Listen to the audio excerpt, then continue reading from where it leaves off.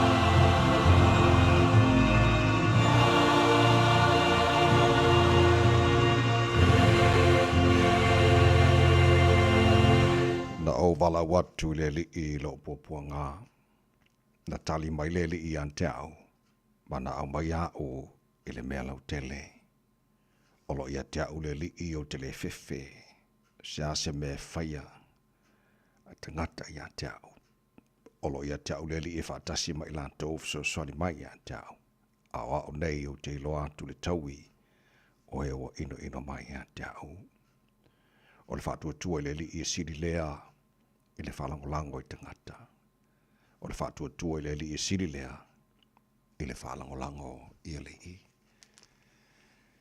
Vi ia lava oelo mātua ua mātua moli mawina foi ua tele tale manua I titi mala le nei Taeao. Ina ua mātua maua le nei aso fau. Ea lai laua lafa mai. Mātua, si I o mātua lima ma alanga ina lau manu malo le nei Taeao. Wa mātou wifo fo I o luma mātou whapeatu e pa ia lava oe le atua ma Malu. O lava le atua ma mana e pule ao I mea ma lava. O le atua oe o atua e soifua mai le vavau e o le whavavau. O le atua oe malia e mana oe me le leu ma lava. O le atua oe la eile vi ingon ma Malu o le atua oe pulu le mātango fie. Mātou whaftai lau mea lofo le o la fau o mātou maua. Le nei fo I Taeao. Ia, mātou whaftai fo I ta mau e whapopo nea so fau. Fai te wino aso le soifua le tunu mana mātou wola. Le nei wa mātou o li ele nea so lulu o se fululu o ia so mati. Mātou fo launga le nei tu sanga. Mātou malanga le nea so fau lo mātou tua. Wa mātou tu inatu. Ia wa ao wha mole. Tau te maile fo launga a whai nei. Manuia fai vole a whengai ma le tunu le nea so fau e a mai. Ia manuia fo ia o ngana ia mātou whanau. Mātou wala au le paolo lo walofa. Leo ina wa Malu tia I la tau au sa ili le poto ea le ia o onga. Whamunia fo I ta maa whamun mori whaiva. Whengai ma lip tamatai whai ia onga lo onga whamale au oina. Na ia mātou whanau. Mātou te nofo lava ia tunu mao. e mana tua pea Samoa le tenu e pele le loto le mātu le talo. Iai le manuia oe lo mātu tua iona taitai. Taitai ma le tonu. Ia whaia lo whingalo lo mātu tua. Ina ia manuia na ia mātu tangata uma ma ainga i Samoa. Whapena fo i whamunia le alala ma le pāpāawai na ia mātu tangata Samoa. Iso se tafora nei ki lope. Ia whamunia fo le nei atunu o New Zealand lo mātu nofo ma bawai. Whapena atunu uma o le nei la langi.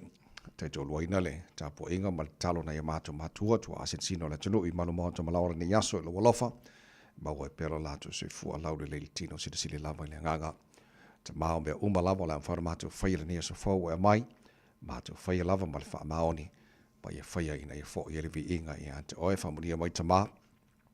E le tautua rida sa mora ni yaso a toa. O mātu wole mātu wala au ine mea malava. E ala le swafa manu malo Yesu Kiriso. Lo mātu ori mara mātu wha aola. Amene.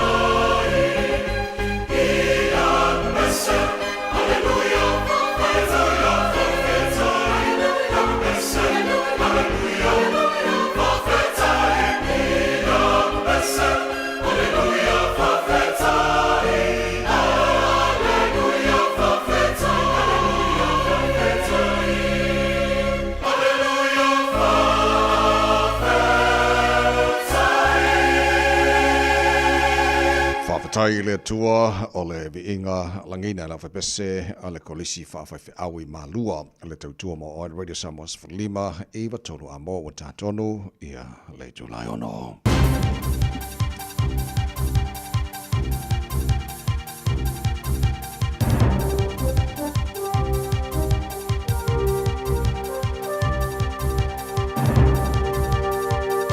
In this update, the government's canning the requirement for businesses with government contracts to pay a living wage to their staff. It's one of the 24 rules Finance Minister Nicola Willis is scrapping as part of its refreshed procurement rules. Political editor Jason Walls has more.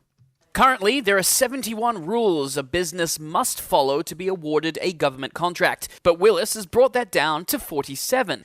As well as scrapping the living wage requirements, construction companies will no longer be required to meet 5-star building standards, and EV and hybrid-only rules will be gone from the government's vehicle procurement rules. Hopes a crackdown on synthetic drugs will stop an opioid crisis in New Zealand. Cabinet is progressing plans to further control 23 substances, including synthetic versions of cannabis and opioids. It's also aiming to categorise 3 drugs similar to fentanyl as Class A substances with harsher penalties for making them.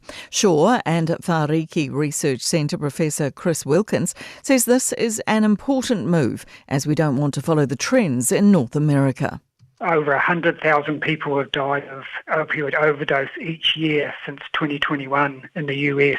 US and Ukrainian officials have been locked in hours of talks in Saudi Arabia over ending the war with Russia.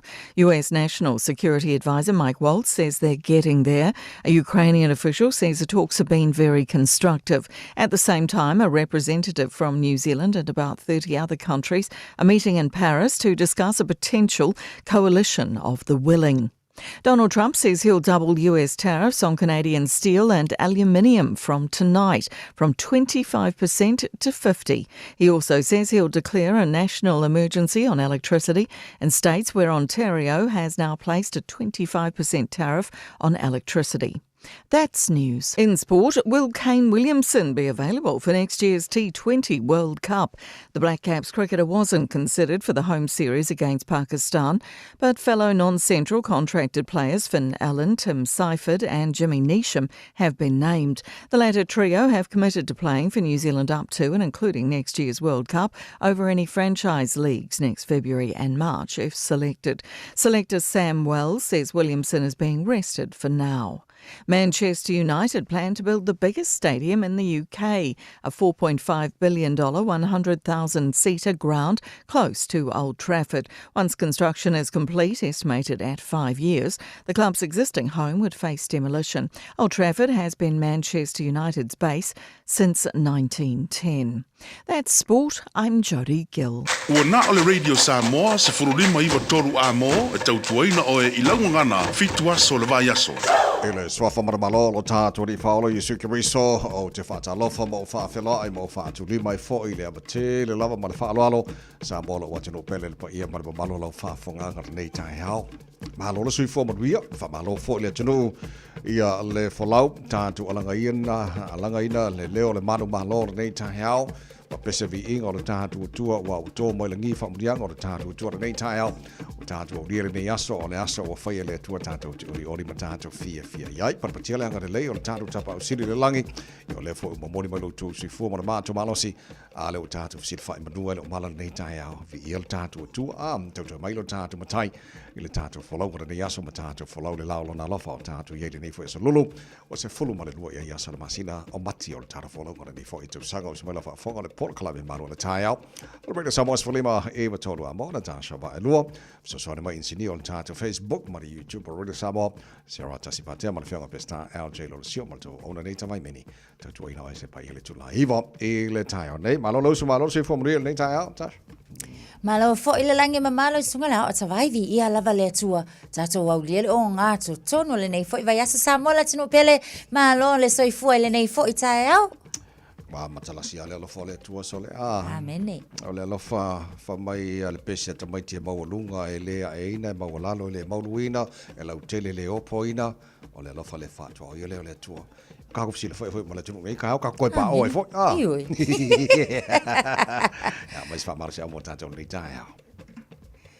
Prayer is the key of the morning and the bolt of the evening.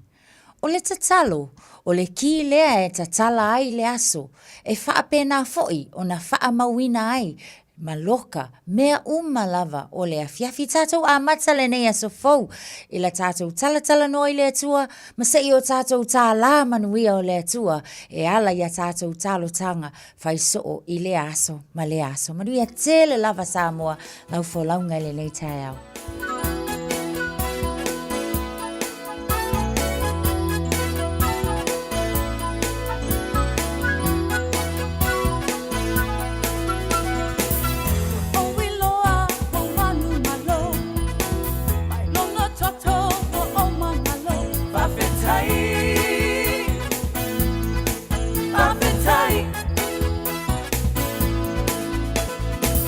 Oh, look for my way, I'll be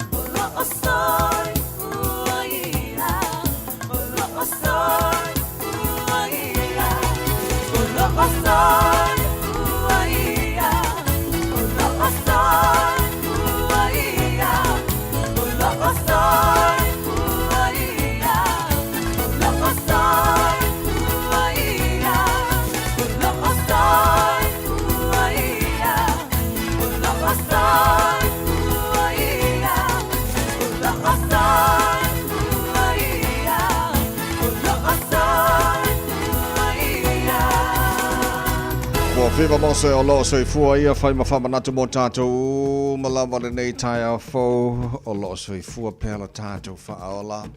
He is in control o mea o malawa. Peo na yellow tō se fua malamatu malo se le nei Taeao. Be vesi ale lalo langi, be vesi e kālesia, be vesi malo ma tātou uma. Ai tu mau pea e soifua pea le tua malona alofa ia tātou. Amen. Fai la ia ngā whamara si au tātou nei Taeao fau. Nei mino tomo sika so I fei filo se whawhi whila tino le nei fo Taeao fau whamara si au le lausu tiu te mga ruenga o le nei fo ia sa lulu a whantātou wa iaso. Toi kuata I le fitu I le tāo nei.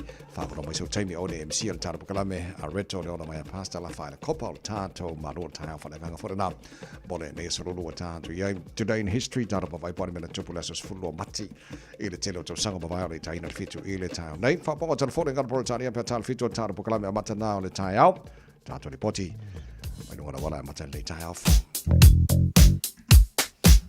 Atalo fai atavale lava lunga la tele nei taimi o le Taeao e mafta mai e fo le maru o le Taeao ia o lunga o la tele le nei fo taimi le amatai o le Taeao o le na lava fo I o lo file mu ia o le o ia fo se fa lava tau ta vale o mai tau atu I le nei taimi o le Taeao o tato mangala lava fo o le na lava fo ia o lo kilia le mo tato ave ta vale so le se tulanga o ia fa pole nei tato nei taimi o le Taeao sa lava le tau ina ia manu tele le swa ia le tunu e mai fo inisi wa manga vanga luenga le fo taimi le Taeao avsa vale au e mafuta mai le malu le Taeao radio Samoa ina ua se fulu minute se ai le tulai ono Malo soy fua o se fufonga Samoa radio Samoa tasilima I vatolu amo se kia radio Samoa. Ua mawhai ana au ina atu le tala o le tau iaso taitasi ona o le lango mai a le Pacific Finance Limited. Telefoni o Varselau fitu whawha lua fitu. Pai ka mata le tala o tau nei taimi o le Taeao fau tama ki makaurau au kilani. Ano whanga le o whaasa launga a le Radio Samoa. Se furu ibolo ele malu o le ea nei vanga o le Taeao. Winga wha mawina o le tau mo le nei so lulu. O le wha solo ina awa e pa o nai wanga di so taimi langi le lei foi.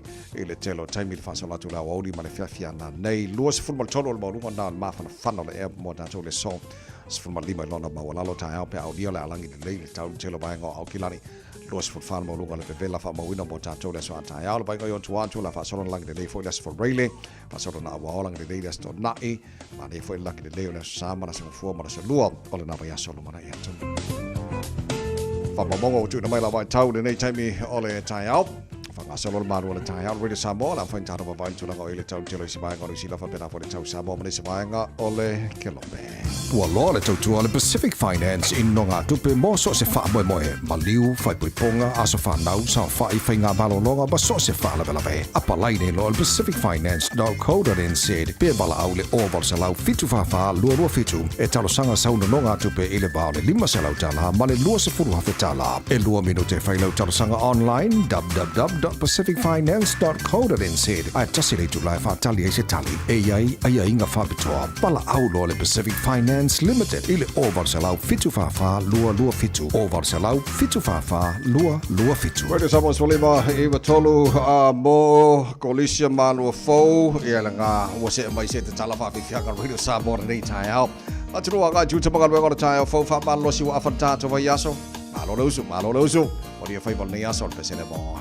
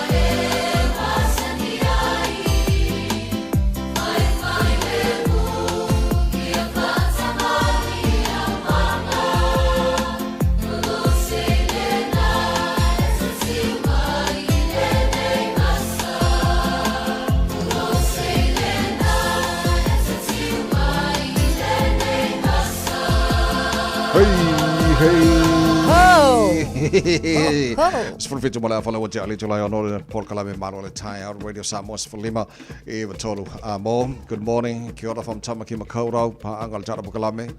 Fa fo mai lungo Facebook mari YouTube Radio Samoa so se vahenga o New Zealand. Pa bena voice se tafo nei kilope o tara mafu tala nei Taeao fo. Ya vi ele lo fo tata mo tai malo fa tai fa tes mai mal tadi mai to tua. Tono lo maota tono lo ta vale tono fo fainga wenga. Ja, ta ia la pelo tātua tua le tāra whalaunga ne yaso o le afo i. O leo te titilo atu o le tasio company le ana filifili e le malo. I lalo le te tainga le ministawa o ngamala na ministala ngolango ya David Samoa.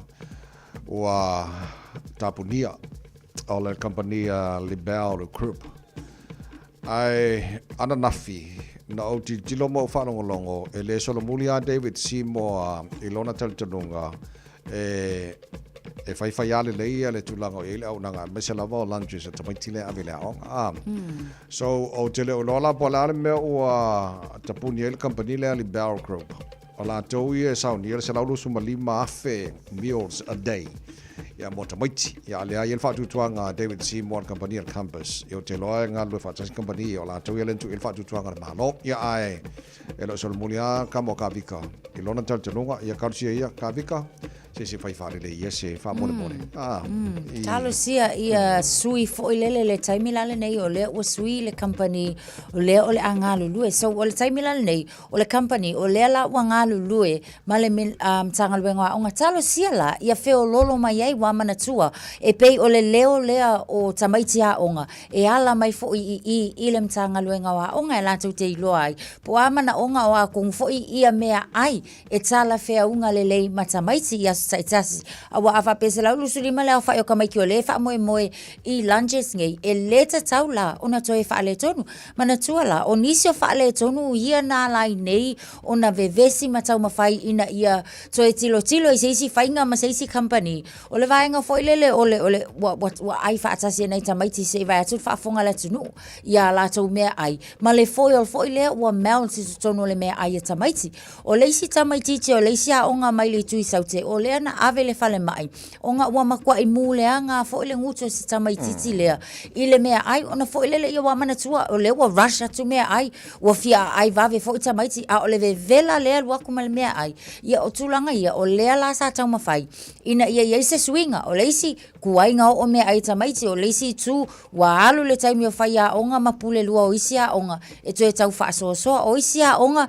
nei wanga o koe fa ka mai pizza e ave tamaiti nei ona ele yo o atu ia la tu mea ai ile taimi sa tau ona o so o le la na lai longa vevesi ia talo sia la ile compass le la wanga lue fai mai David Samoa o le taimi la nei o nisi complaint to e tu lai mai e alu sa o lava i o mtanga luenga wa onga o wa la tu la le wa kuna kalate fa atasi ia male company faule le compass le la tu fa so ina sorry Antasha e lau tilo mala fa longo foile le o te leo lo le malo po la mea lai on tu mau pelo la tu tel tunga company but so far mai la matanga la on tu sanga nei ele ia mas positive feedback ile la tu au nanga foile le ai o le concern o tamaiti a pena tala no po kala me te miuma ele avea fa le tono le malo mal company lo ngau sia me e tamaiti e fo ia ile a fa ino tamaiti pe ale le me ai and again ole no te inga matu uma pe fo na fa i tono tato ai e avea me le bol fa na ulanga na umata to ina ia mo ngi tamaiti mo Taeao especially la lanto ola malo loi o te le lo ala pola me ole ta fa se fina ngalo malo vai po sis company le wa fa mai si ko fo il mena ia o ke ro si dia kuranga io ta vai ia wa ile fa tu sai no me ai le wo ia ile taimi le nei tamaiti male taimi mo mo ko ke le ale se senga ia ta fo ia o te tilo fo a tono le choice me ai o le choice al tangata matua e le o le choice al tamaititi ona e lainga fua ile kau ia mafua ile pa keki langa iai ai le fua ina fo ile ai le kama kiki le aso a fua ile a fa pela mai le mince ile awa uli o le para chicken e o la tangata makua a fa pe kau mafal tangata matua ile mea ai le taimi le uli ka ilo e pole al ko inga malo inga le umafia moe alu akule tama ititi tutonu ol potua onga a tonu ele o tulanga le ila wa uia fo ile tilo i tama iti a onga male itu ainga mea ai e tatau mo le tama iti a onga le taimi le o le tonu ol fale a onga I wonder le siva nga tau ilo maho fa I wonder po lo tau fale malo discourage il faingo me ia le alu tupele malo ia wala ko le fo le mai mamao o le chef tupe fo le ia fo fuala nga il kupele nga ru me ai mai e tau sanga mo vai le la ko ruka la ko sem ko ke le or kipi fo le o me la le tele o lo le fo fanga mal malo po me la e come fine ia discourage ia ele alo kupele malo le faingo me ka mai a responsible ma ko la ko il faingo me la tau fa na ia wa ke le lo e po la tau foi bai mamao and even pe fo la manga nga o discourage a fika la le tolu la ile mio le la tau te paketina mo ka mai ma kwa le fe kaui lava e o lava le matitiva ma le tango lima o matua ele ai se makuenga ke avea se me ai kolu kala ele o kai mau fo se me ai kolu kala le taimile nei e mautino ai le ola maloloina ia ma le soifua lau le o tamaiti pe ao ia onga ia status asa le ia o le tulanga na o lo iai au tatu iai i le tula mai le fainga malo por kala me fo le o lo tua ia le tele o fofanga maona malo le na tau fa fainga tai fo le criteria mo la tau i fali titila tuli poti pe ia fo nga mai o le tension nunga wa faile na ma wala o ko kele homeless matanga to le mena no foi to atele tavai a fua ku ile numera le wo yai o le si ile wo ia ile tanga le fa yo tanga ta po le fa numera po le pasene o ila to le ai ni mena no fai le wo o le lima se fulu tolu pasene ile so enga lava na tonu I streets tonu lava au kilani lava ia ile fa ma sina lena se ima vai tunei wa tu lai me fo ile lo se fa fita onga ona o le toa tele e iai nei vaenga fo I e mawhai ona maua iai ia le sulu whainga o nei tangata nei peitai ua makua exhaust fo I la tau system I le taimi la le na ua toia nga I mele whainga malo ma au mai la tau drop ai le emergency housing numbers mana tua nga whaala I kiki foi whai mai ua whaala ai kika ngaka ua iai criterias e mawhai ai o nga maua le whale lea o isi criterias o le aavi e sea I tangata o le tūlanga le nata vai o le ala wa mai tawa toi nei ese lava viu ale malo la tau ia ese le mana onga o tangata lau tele o la tau criteria langa le wo fainga kai o nga maua mana tuala o le fo e mawalunga le unemployment a fa pe la mawalunga le unemployment le ai mangi emergency houses ia o le matua fainga ta lava tangata o na maua se sulfa inga ia mo vaenga ia asa le so o tele o lola wa langa o tasile proclaim matuana faile le before le o le fawino fale tele yes ama no fanga ina ia mafai on faonga la tone ia one I toi mo moi por kiko fale ma ai o faonga so tele lola penga work le system nga le bale nei ai tu le mailan fainga malo fole wo nei o strict la ko criteria for le ia le la fa mai ngai la ia tu inga le wo nei melanga wala ko fo makanga kai o e mo moi por kiko fale ba balungo le street ia langa o fainga ke le criteria le fainga malo fole wo nei ai le mafai la vona tali sa o mai pale mia e pe o fa tal noanga ia o le na tu facility ia fo ia le au fa sala lau polaso no finangalo pe o ala to criteria ia wala ia na tele tangata pa wala kale al palmia fai mai yeah we are very proud of the work o le mo mato fai el fainga malo e le kalisa o mai I tangata but they have to have for a plan more affordable houses wa ale affording a tangata ma kaimi o le whangtai o le mele o le tangata e tele ada tupe ma le mawhai o nao I le tulanga le ei homeless yes whangatai o na whaisifufanga po le wa pe ele manatu ma mawhai ai anga alu se yo o le mele ia homeless ma ngai ala nga se ilo ai ele whaingo whiri mele whangai mala ko wiari ale nei lo su fitu lo tele tulai ma lo se famoria pa o taro fa fianga na Taeao kia ora tamari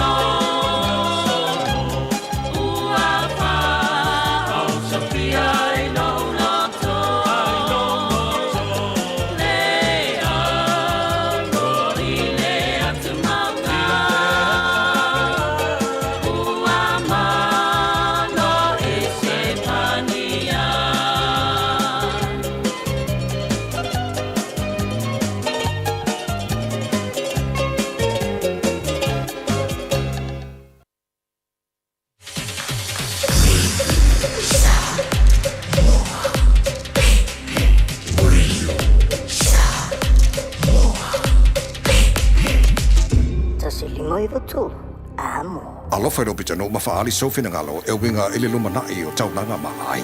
E mo bia le pule nga no au kilani lau sosani. Ile fainga wana fai unga tau se le ni moati na e ile tau sanga o luma nei. O fatala noanga e winga ile fu fanga fara tau sanga ale pule nga no le wata tala se i au lia le aso lo se futbalu o mati. Mato te mo bia sofina ngalo falia e winga i nei fu fanga mora tatu i tulangi. Mo nisi famtalanga ile awale faali sofina ngalo asiasiane ile akhaveyourSay.nz/our plan. Oceania Career Academy, Sauni! Kako hoi, kaule kaua! He whai ana whai! Wāste lumangai maguia! A whaia sa ili se la asanga fau moe, a waloe te no whai. O le OCA e au tawina ai o e imtata e sese. Maua visenga fau fale, vali fale, palasa, male soifua maloloina. O le nei awanoa e anga wa ai tangata no whamau masiti seni New Zealand o loo halala i au kilani. Le sitala nei loa i le OCA i le go.oca.nz/apply po le vili mai i le Ovaruselau Honolua Valo Fitutasi. Ovaruselau Honolua Valo Fitutasi. Le whawhonga pokalame maru le Taeao. Ora wede Samoa sfuli mai vatolo a mono ngā tona nei vai aso a tātu iai o le wasalulu mātu i nei New Zealand ma Australia ma Samoa ia maisia kungu umal Pasifika. Ngā auraro tonga e aso whakasi ma Kukuila, ma Amerika, ia maisi vaenga laulangi. La whaka aso lua lako, ale wasa ruru tātou. Whatalofa ave taxi, ave pasi, ave loli, ave courier, Rose, se au ole o Rose, whakalofo mea ka uangi kai au son. Uso, malo, no whakuringi kai au fo.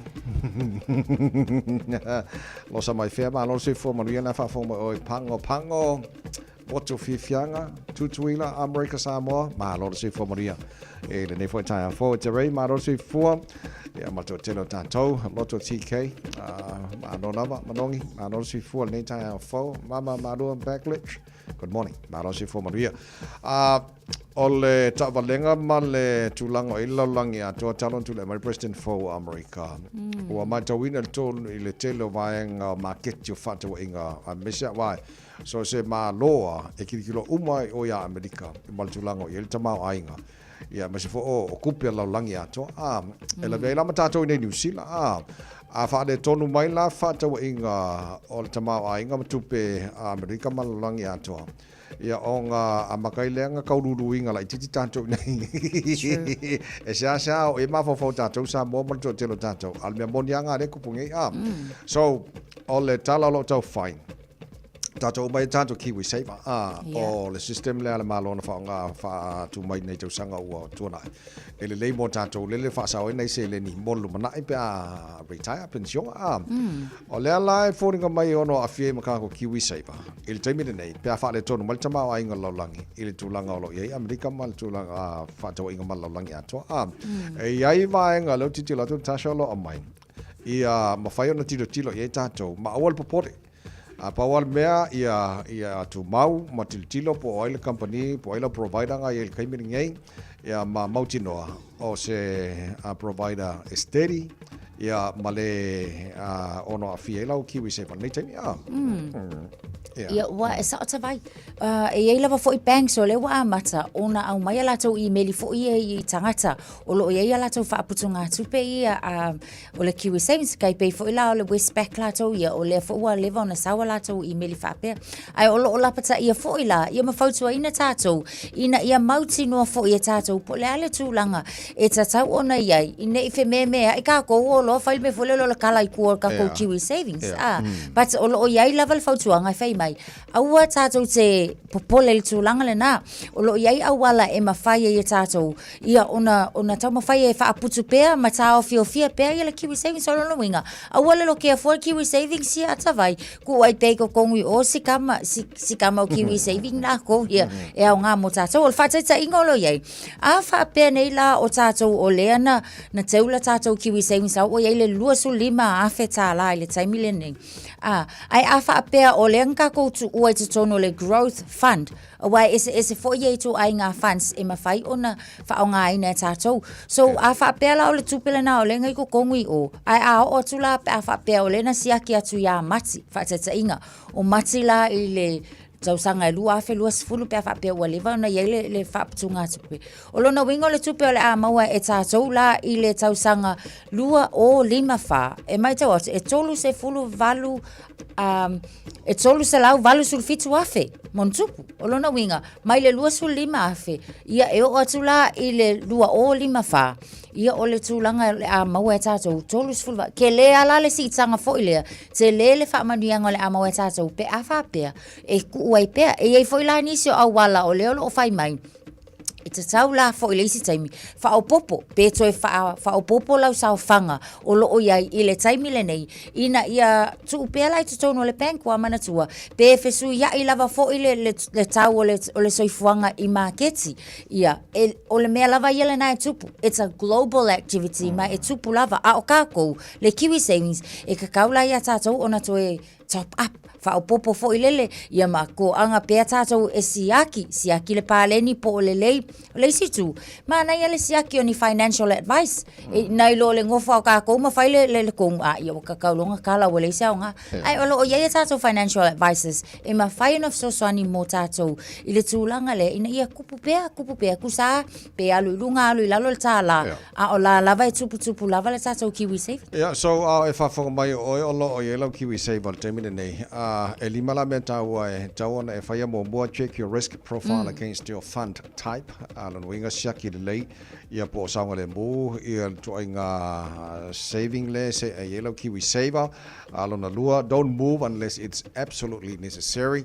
What is yellow provider se I vanga na wa e loa wa watua ka kaua mango mea ona sui lo provider ia lo yellow Kiwi Saver stop checking your balance o kasi le me masanita to siaki nga ngafi siaki ngi siaki Taeao ki kilo kua ele asi swing e discourage ka ko isi kai mi fole fa pe mai mau kai me ke wi ku pe ko ye Kiwi Saver dangi awar fai mas si siaki le kausang fo a fenga siaki ngi ia si ko siaki le kausang pe aulia pe siaki aku wa kering mi dionga wo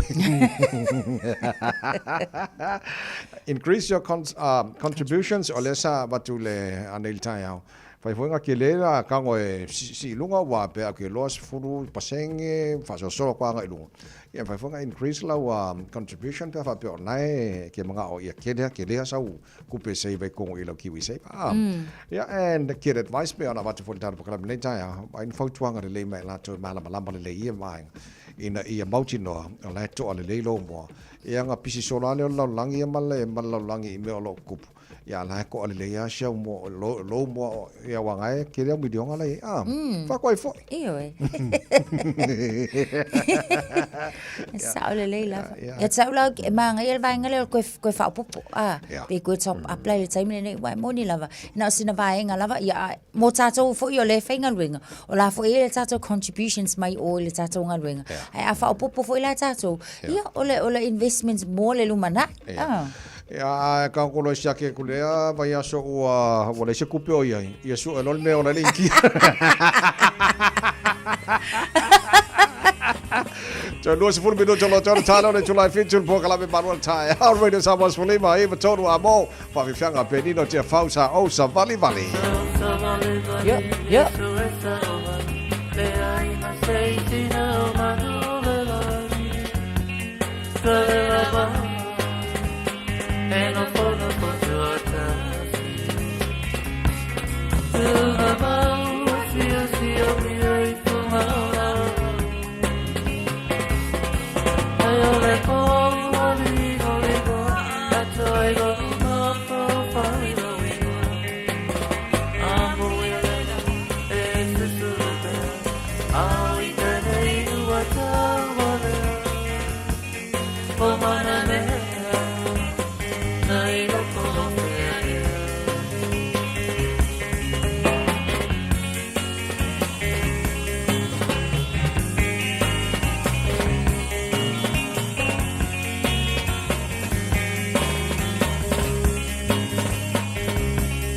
Demasiada wala petanga wala mole o fanai ai roto que te lo tiamo o ta fia solo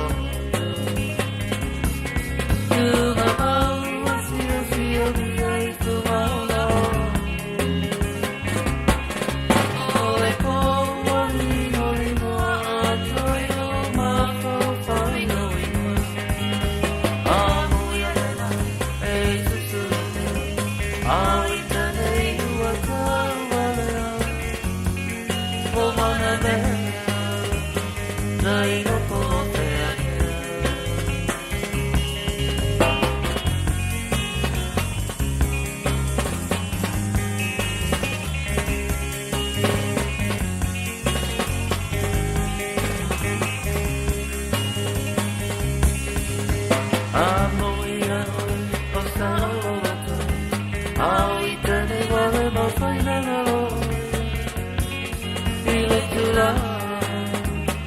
pia pera o koe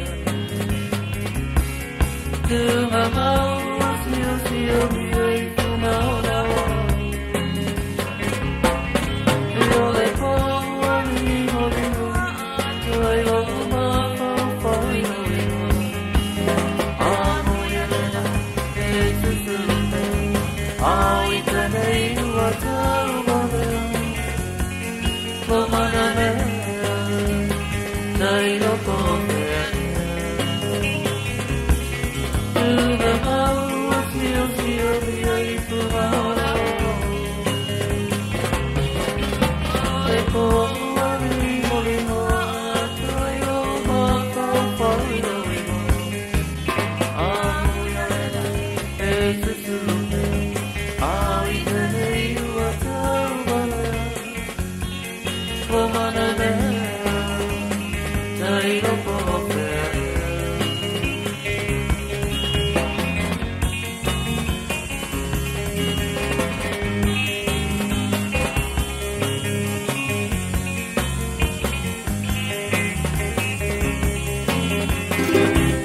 Alofa Samoa, wa ule nei o kasu tialu, a wale sui ala ngila ula ule kio. A eva mai ina se fudu lima iwa kolu, a mo, Radio Samoa, vevela a. Parata o loo maita watu I le taimile nei. It's very heavy on the southbound on State Highway 22. Le nā mō tātou ia mai se fo I leanga I atu I Drury o loo maita watu ia o loo iai fo I nei poloka le taimile nei. Air Park Drive area I ina le vaenga le nā on State Highway Lewis Fulu southbound traffic o loo matua le mū lava fo I le taimile nei. Ia ma o le nā wa mata o na pisi a mai se fo I le tātou interchange le nā on State Highway Lewis Fulu and State Highway Lewis se fulu a. State Highway se fulu maleono, delays mai le westbound, mai I nā le vaenga le nā Great North Road, anga I atu Lincoln Road I le taimi le nei, whapena fo I male lata atu te aratu. Eastbound o lo mai tau atu, o le nā o lo feo lolo lava fo I le pisi I le taimi le nei. Birkenhead, ia o lo mai tau atu fo I tātou ngai All Nera Road, o le nā fo I le anga I atu eastbound, ia o whai fo I si a matona pisi o tātou, anga I atu le nā I le Harbour Bridge. O niti na ia o swinga fo I lunga o le ala tele, nei taimi o le Taeao ta vale, ia manu ia tele lau whainga malanga ma ia saunga le mu, ina ua tūlai mai to e se fulu ma le 5 minute, una tā leo le tūlai fitu. Alofa, we're the Katinas, and you're listening to Radio Samoa on 1593 AM.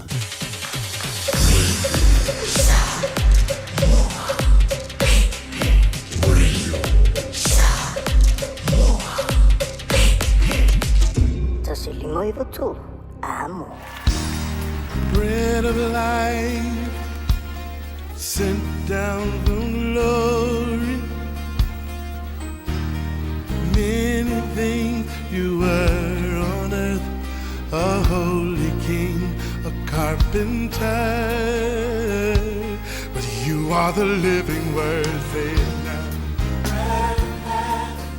Come on.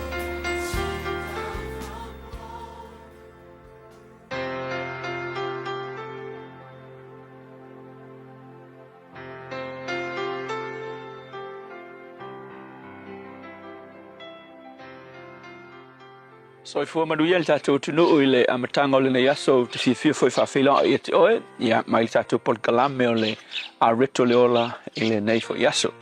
Mo mua pe te retolu whai upu mua e whapea a whai foi e le whaalongo nisi I le upu. Ia maua I lātou I le a mio le lei a wā. A le upu leo te fia soani mo o le aso nei whapea o a fianga malolosi o le a mio le lei. A whaitau le maua mai ai le tātou autu e whatatau I le wā o whawhine kerisiano ma lātou tane whapaupau I le waitau le o Peteru. Sa tusi ai Peteru I whawhine le kalesia le whaatape ape I ma whawhine kerisiano. Wa whaila o whawhinge pi o whawhinge ngā waitau e mua li liu o lātou o langa I le tua. E ngā waingo fio lātou roto I le tua o ia mao I loko. A o lako ukangi o le whainga tā ia. Lela tusi ia Peteru mwhai ia, whai mai. Ia tina, ia awale pole. ale li ua lau tane I lau moli mau ngisi upu ale li ua lau tane I lau kama fai ke la unga ku iai le upu ale atua au ele popole e ai lisi me li ua fai mai lo peteru e mawhai na li ua I lātou I lau a mio ai ole a mio le lei mai mawhai nga li ua I lātou I lau a mio le lei wa vai fai upe lua fai mai lātou te va ai ane ia o tau a mio le ngau ia ma le matau tele ia o ngasui ai leo o la ko langa so le pula o isi foi tangata ua sawa le lord kuspa ia ma le sawa le mori maula ko ia ai pala lulanga attitude le mafu angalanga e fainga tai ko ia la le va fa finge foi kamalo fainga tai o ngali ua tangata fo ia le kalkong o ngole vai mai ia mio tangata so le upu faila mo tina wa ngai tina ke lo ke ki ngai ngau ie ave ala tu a inga ile tu a fai o ye sau tane a mio pa a fai ngata ai ole lu ta wa fo le mo o le meke fai ta talo mo lau tande me mo buanga ta talo mo lau kange me fai nga sui le tu le langa lau kange me longa luang aua e ke fosia lau tane e sui mai fa pe kere pe kamalo le ala mai kai au le vi ingo le tua mo le vi ingo le tua alu ngalu au e ke kango fa ko skusa fo lo to lu pa wala me ka kalo mo lo to lu au e ke fosia lo ko lu e pe o isi ta malo roa e sa me na fai ma le me lo ko me sili le nga pawa fai fa le lei la wa mio ale wingo le tala fa alo I lo to lu ku sa pe pa alo to lu fa alo I lo tane kausi de lei lau tane fai fa le lei o nga lava fai fa le lei langa me ai fai mai le kala peken o a mionga fa pena e ma fai o nga manu malo inai lau tane o ilola o le a mio le lei e ma kua pawa fai mai lista ngata e pawa aku le melnga ia ngai lo le kele up ma ku fot kala fa pertani foi le masang e fai mai e le o kele aku le a mio ngai lo up so e le le talang fai tau ele sia so fai mai ole me foi ol tau vanga po ole debate na fai le va le tanga ka ole imam mo le fai o nga isalama kamasa sa o ye ki ka loko ko le Quran ya ole fe tau ia ka ngal professor isalama male kelisiango le ma e so ngopoko ia e fai la le debate ai fa longo ia ka mai ki investigate ma fai o nga le investigate kele America fai le debate wa maka kia le alu le imam ba e kele me ma la mai la ku kusinga pa iengi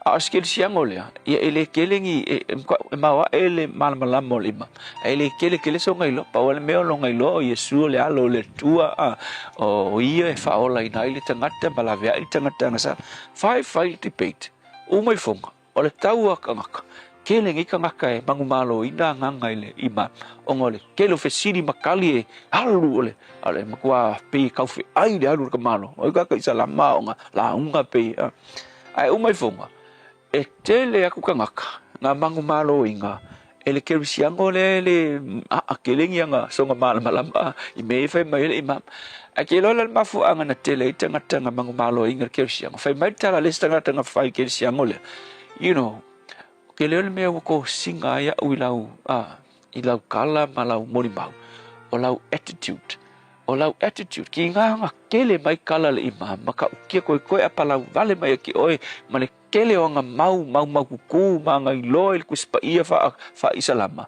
ai ku yau kali malau ngau yonga kele ngau ya ke file mu loko mawalalo o kasema ngayo lau attitude lela makuiloa e mongi le mere ke fi ngau kuai e winga le keling yau kala ai ma ngai lau attitude o mako kali inga le mea ka fai fa makala mai e winga ya Yesu so le lu I faila mo tatou le asulngi wa ai lau attitude e le kele o lo wiloa e le kele lo poko ke fi ngau ai va ai lau attitude o le me siri de o ka ua e to sinai tangata mau nga tangata fa mau ngi ai le mea le ko ngolo loko e ke ka fai e ta watu I tangata le tua e moni lava o onga po le alo maku I loa I nisi o teimi ai le o whakasi malo maku attitude e le wha maongia le tangata so angi mai a te mātou nei aso ona o Yesu amen.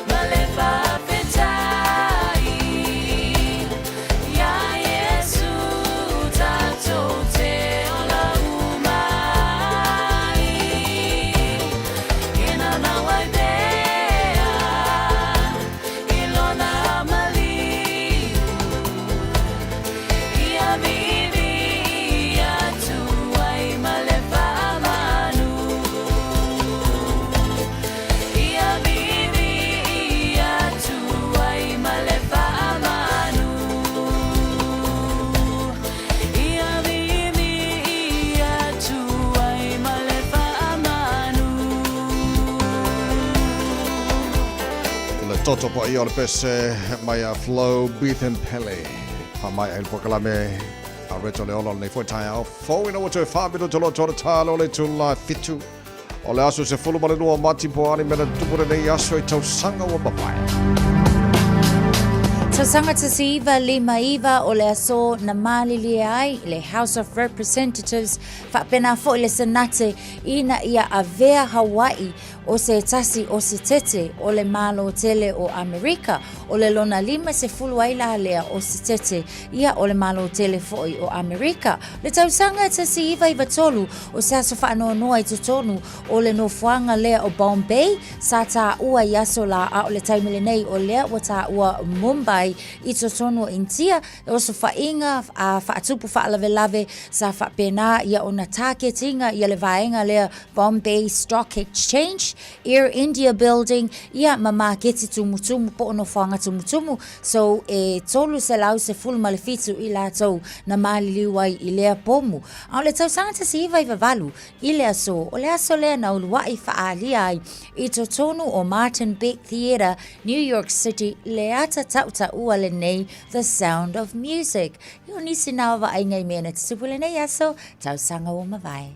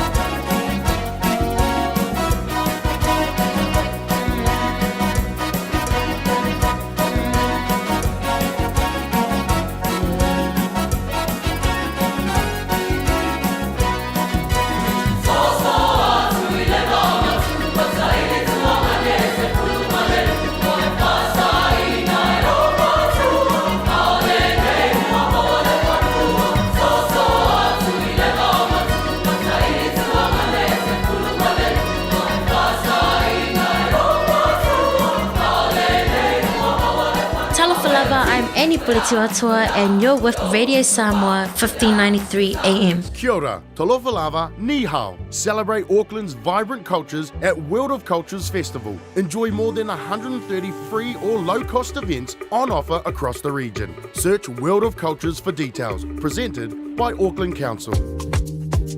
O le aho nanga le sabe mawai o loa nanga tae peo TV, speaker JBL, telefoni Samsung, moenga Sleepwell, City no 4, pusa aisa ma o loa o ngā i leo mukuka. Maua foi o lotu aisa, vai tau mawha maisi. Tutongi i nei New Zealand e piki alo ai ngai Samoa. Fauso tai mai le Facebook po le Instagram a le Sapa Pia Samoa, pe emaili mai i le buy@sab.ws. Sab, lau fale o loa numeratasi i Samoa. O si la fia me e whaatino e mawhaiona e umia iso fale motu le lumanai. A whai fo i iso fale motu, o si la fia mawhaiona whaatino ni isi o fuafuanga e whaonga aile equity o lo fale. A wane e misiere por kalame o le malu i fale, ia fiafi o soruru taitasi le sefulu e te aile whaa. O le a si la fia ai au wala e mawhaiona e umia se fale motu le lumanai, ma au wala e whaonga aile equity o lo fale motu, e whaata waise isi o fale, le por kalame o le malu i fale, ia fiafi o soruru wa yaso taitasi, se fulu e te aile whaa. Hey, hey! Oh!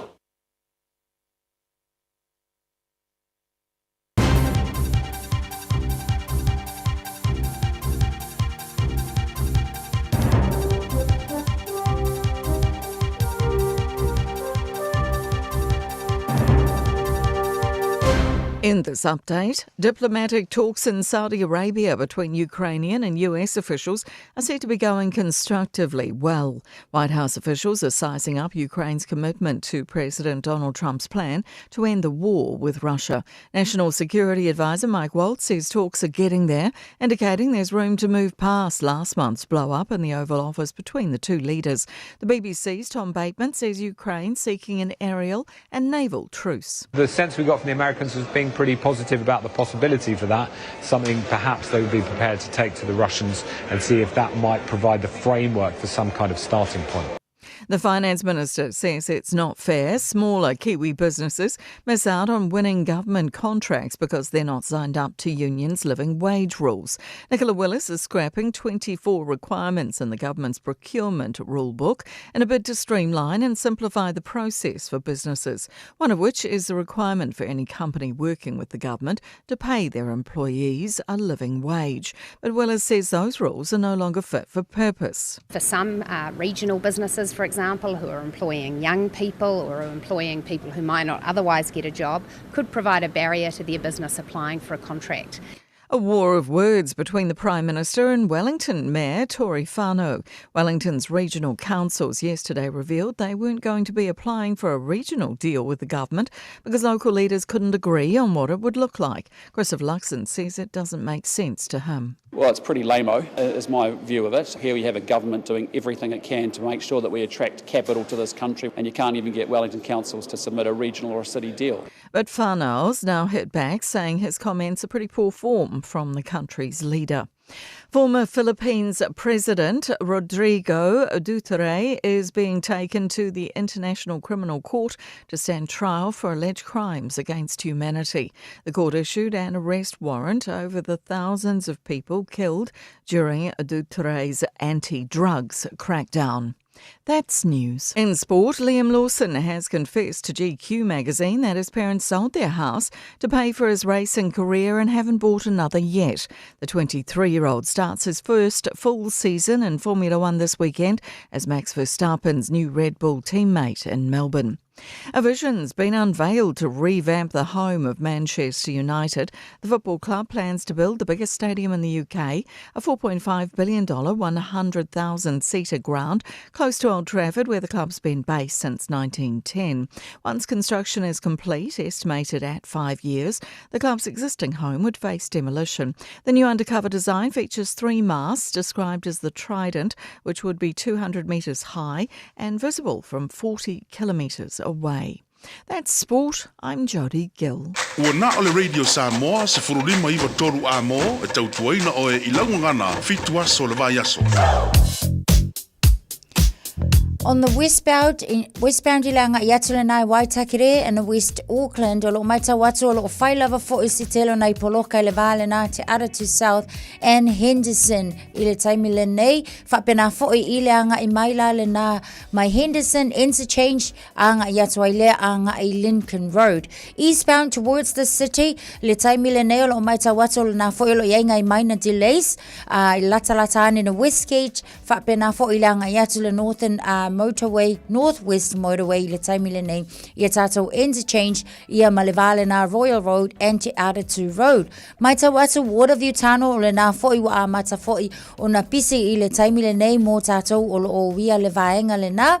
Northbound towards West Auckland, lo mai tau atu whaisi mamafa le traffic, mai i nai Kinsland, anga i atu i le Waterview Tunnel, ia whapena foi, i le anga i atu mai Waterview West Auckland. Pakuranga Road le taimi le nei lo mai tawatu on a westbound whaisi mamafa le traffic le anga i atu Highbrook Drive, ia male anga i ane le nai Tirako Drive, ia ai maise foi i le vaenga le nai Pakuranga Plaza area. Eastbound lo mai tawatu tele nei poloka le na mai Tirako Drive anga i atu Panmure Bridge. O le taimi le nei Onera Road lo mai tawatu foi whaisi pisi o tātou le nai le vaenga le nai Birkenhead anga i atu i le North Coast. On a northbound Onera Road interchange, ia malevaenga na North Coast and Birkenhead, anga ia tu Akoranga Drive. Nisi na o vaenga lewa mai tawatu, ia ua whailawa fo si vave na pisi mai le nei taimi o le Taeao, av ta vale, tautua na le saunga le mu, ma ia manu ia tele le whainga malanga le nei fo i taimi o le Taeao, ina ua ono me inute te ai le fitu. Radio Samoa, tasili mai batolu. Radio Samoa. Tasilima i tu.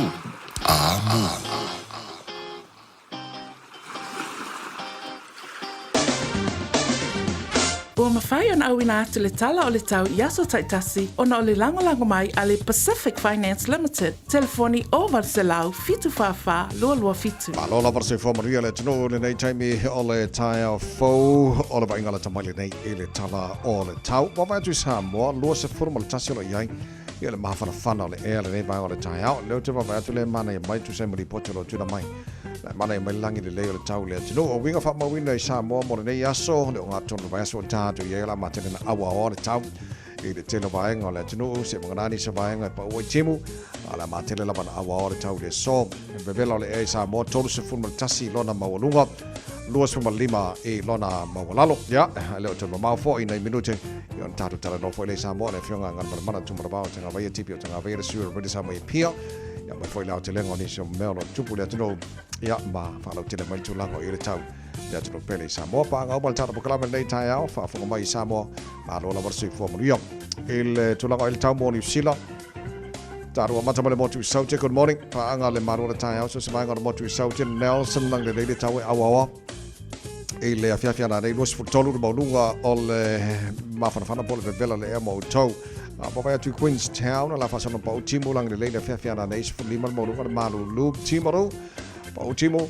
Ang maria marsawini mai saute sifulima le maulunga le Malu mo tau le so. Wana ka fasana na awawa pa utimu sifuluono maulunga le Malu pa mawina. Mora nei for yaso. Il televaenga o Alexandra. Wala fasolo ina pa upo timu inisio taimi lang le leile fiafiana nei sifulima le maulunga le Malu. So wawilinga Malu ni le Lord South Island le Dunedin. La fasana pa utimu lang le leile inisio taimi. Sport fan maulunga le Malu mo tau le so. Mane ayo fungala au. Fatala fatu to tele pa anga mai kares te telen fatala fumali nei Taeao. Wala fasana pa utimu mo tau le so. E malosi savili mai saute si sifo. Inisio taimi al Taeao nei. Se furma de ono maulunga le Malu fa mawina. Mokalai tete le so. Ile motu matu pi tola maulunga motu matu luas futolu maulunga le mawhanawhana po le vevela le ea kai taiam. Fasana na awaoa pa utimu i nisio taimi le so. Le laumua Wellingtone. Fatala fatu nei Taeao. To tele poi paanga sa fatala famai nei Taeao. Tara pakalame.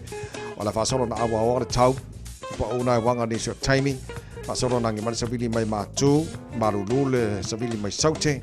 Inisio taimi le Taeao nei. Malosi inisio taimi le auliana nei. Sifulu wano maulunga le Malu le efa mawina mo tau.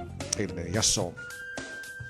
Telo vanga i tauranga o la fasolo tauranga o la fasolo na awa pa utimu i le nei yaso lang le leile fiafiana nei fasolo po na awa pa utimu i le telo vanga o taupo i le telo vanga o rotorua la lang le leile tau le nei yaso Palmerston North awa pa utimu i ni so taimi le nei fo yaso telo vanga o New Plymouth.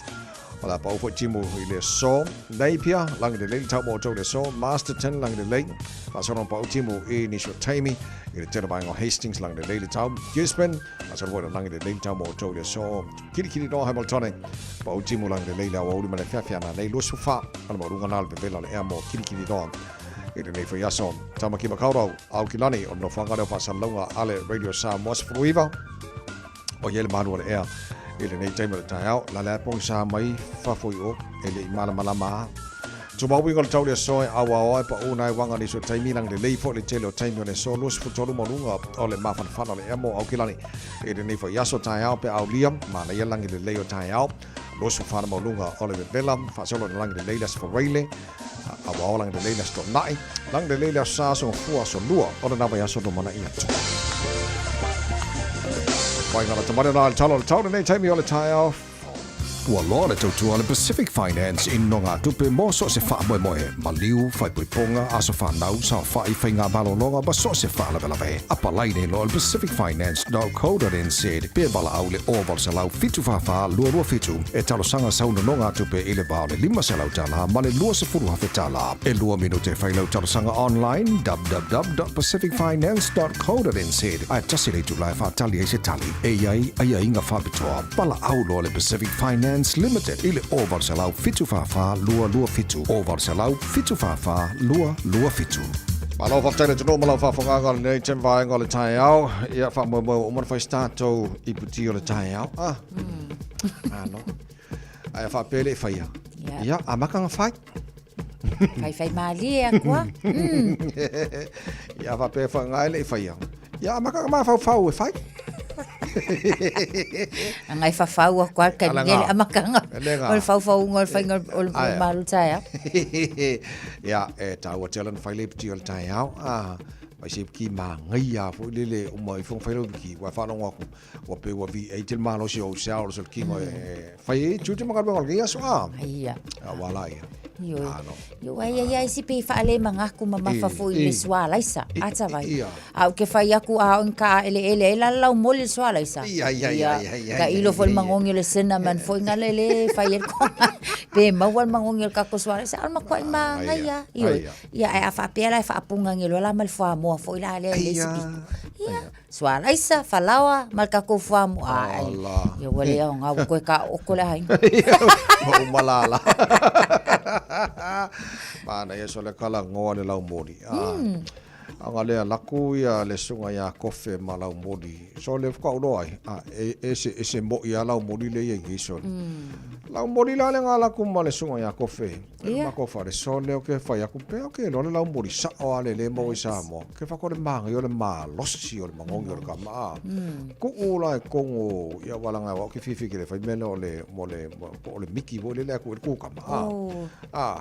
Kuku la e ma le lau mori. Ma le erengi. Ai, mai. Kofe manunu ono whaku ngai kai afo. Ma loa. Lai kere al kakola mut. Nei kai ngau. Ma ngai. Ia, whai fo le kir kamanga. Yes. O koe wha mga ko mai sa mo. Nga whiu ai se lau ki ma se kofe. Kua no lau mori. Ke ia wa mga ia la mga ia si lau mori lai ku. So le ake whai a koe le se panga le lau mori so. Wa mga ia. Ia le lei whai start up tiol Taeao. Pe au te lo le talonga le tau au le Warriors le so nei. Le ka alo male au le talo mai se tasi fo alo sa bon ta alo i le Warriors. Ia le usulan ka lapu a. Le songa ya cheste vanga. Yes. O lo te ma no mawari poti. O le talonga le la so nei le Warriors ta alo la male au le lo ta alo mai le songa ya cheste vanga wala usulan ka lapu a. Ai wo fiu fo skamo cheste vanga i mo fa ingo so. O whapengang whai a whiu a whai inga so ia su.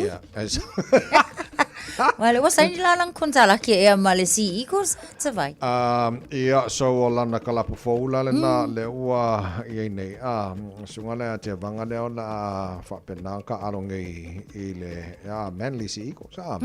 O le ka Sea Eagles la panga le Warriors le la songi. Ka whiwhi wa ka pea ka alo i le co-media Mount Smart. Mount Smart. Ia, whamalosi. Whamalosi mai kako Warriors. Nonga winga e makoa i video le aka te wanga i ne Warriors les. Ele ka longa le weekend. Ai mana ia wana ia lo yo Samoa le mawala ko kala ke. Iska lapu o ka alo ai. Ioi. Ia la fo ia lo Samoa le Warriors mana ia. Ka si e ka fai mai le Warriors ngai ka sanga. Pe o lu ka longa ele si fai le si mano. Ia, la e kulua ta vai. Kulua mano fa mano. Ele le for kulua ia. E lo ia la e ko ka fai mai le ska no. Fai le sta longa. Yes. Ia, sa ona. Mangai mana ia. Ka fai a kiri mai. Lei whaatalo whaatu e nisio whaafau mai tona whaafenga ruenga tara pokalame nei Taeao mahalo lawe on sa mahalo le lausi tutu mga ruenga ringi Taeao whaamalo si mai wa afarka ko vayaso ai le tamana ka kiki ka miki a o ngai o ise me ona makopiko ngule west ta mo ana pori po te leo ke le no palamen fa ori mai ka miki ai o ki kilo mo fa tau ye ele manga ia foi ngi ka mai ki fai o ki kira ko ma ku yo ka mai ki a nga le ki ro pa me nga ni fa ori mai ele foi tamai rob sa por fai un vaso ngi ia las faraile le pele pole tau le valu le fiafile na liputi ai le fa la na lipokia foi kanga ka lava foi le public o la na la tu sila fia ia ma la tu va ai ile nei foi tu langa na fai nei tamaiti i si tamasi o le famtalanga lo ia fa pe o tamana ia nga fai o ke loa nga fai sanga tala ita maisi ona le tulanga fo le ka e o atingi fangu se tulo ole vaenga le na lai ona tamo fai atu le tama lo winga ai o fai ko inga va ai au ko ke fai nga me lungo la wala kele ai fa sa sanga ngel au la ki le se ke fai aku o ka e ia o ia la vala fo ia ta fo ia lungo le ila la tau nga luenga le ma fau mal ka kalaiki le na fai isi tama au ka sanga vai nga maua mai o isi ia to alima la le na maua ia ole va fu nga le valu tau sanga male sful koru ka sanga le si au la iki ia male sfulu iwa tau sanga longa winga ole malo vale sfulu iwa ka sanga le nga fa o so umala tamaiti so la langa loka le sfulu iwa tau sanga au le sing au la iki le koe ave yo la ku fale wala nga la iki kele ia ai talo sia ia tau mamau alo mafa na utupulanga tala vo sa mo ala va ia foi ma nei tu a inga winga le ma fa fa ka sia le o maonge ko inga i o le ka minga ba ko nga kong wa nga pa u mai o fa nga wa ya adele ya agora fa nga o dele yo pong sar o nge fulu che io e vo floa fo Sumal fitulu jala jala fitul po club e Malu Taeao radio Samoa's problema e batolo a mofa po on Taeao le por club e ngara por Tania think a minute na so ai yo na tatu tala noi le Samoa if yo nga pan mana da mai fa fianga man 5 stars Malu number 4 for New York good morning Hatsa Marie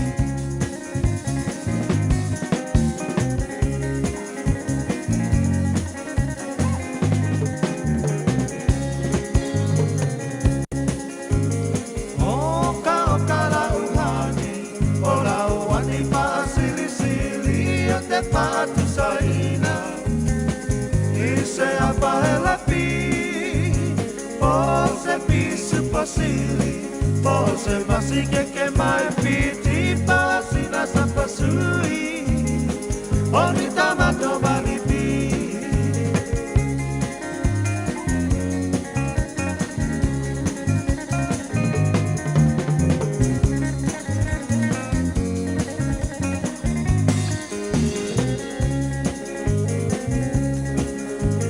Apa la watonu watonu la pinangalo tapa ai poipo avane ile malo ele anga ole tatua etele ai ole ti apolo pe pausa pepe ole po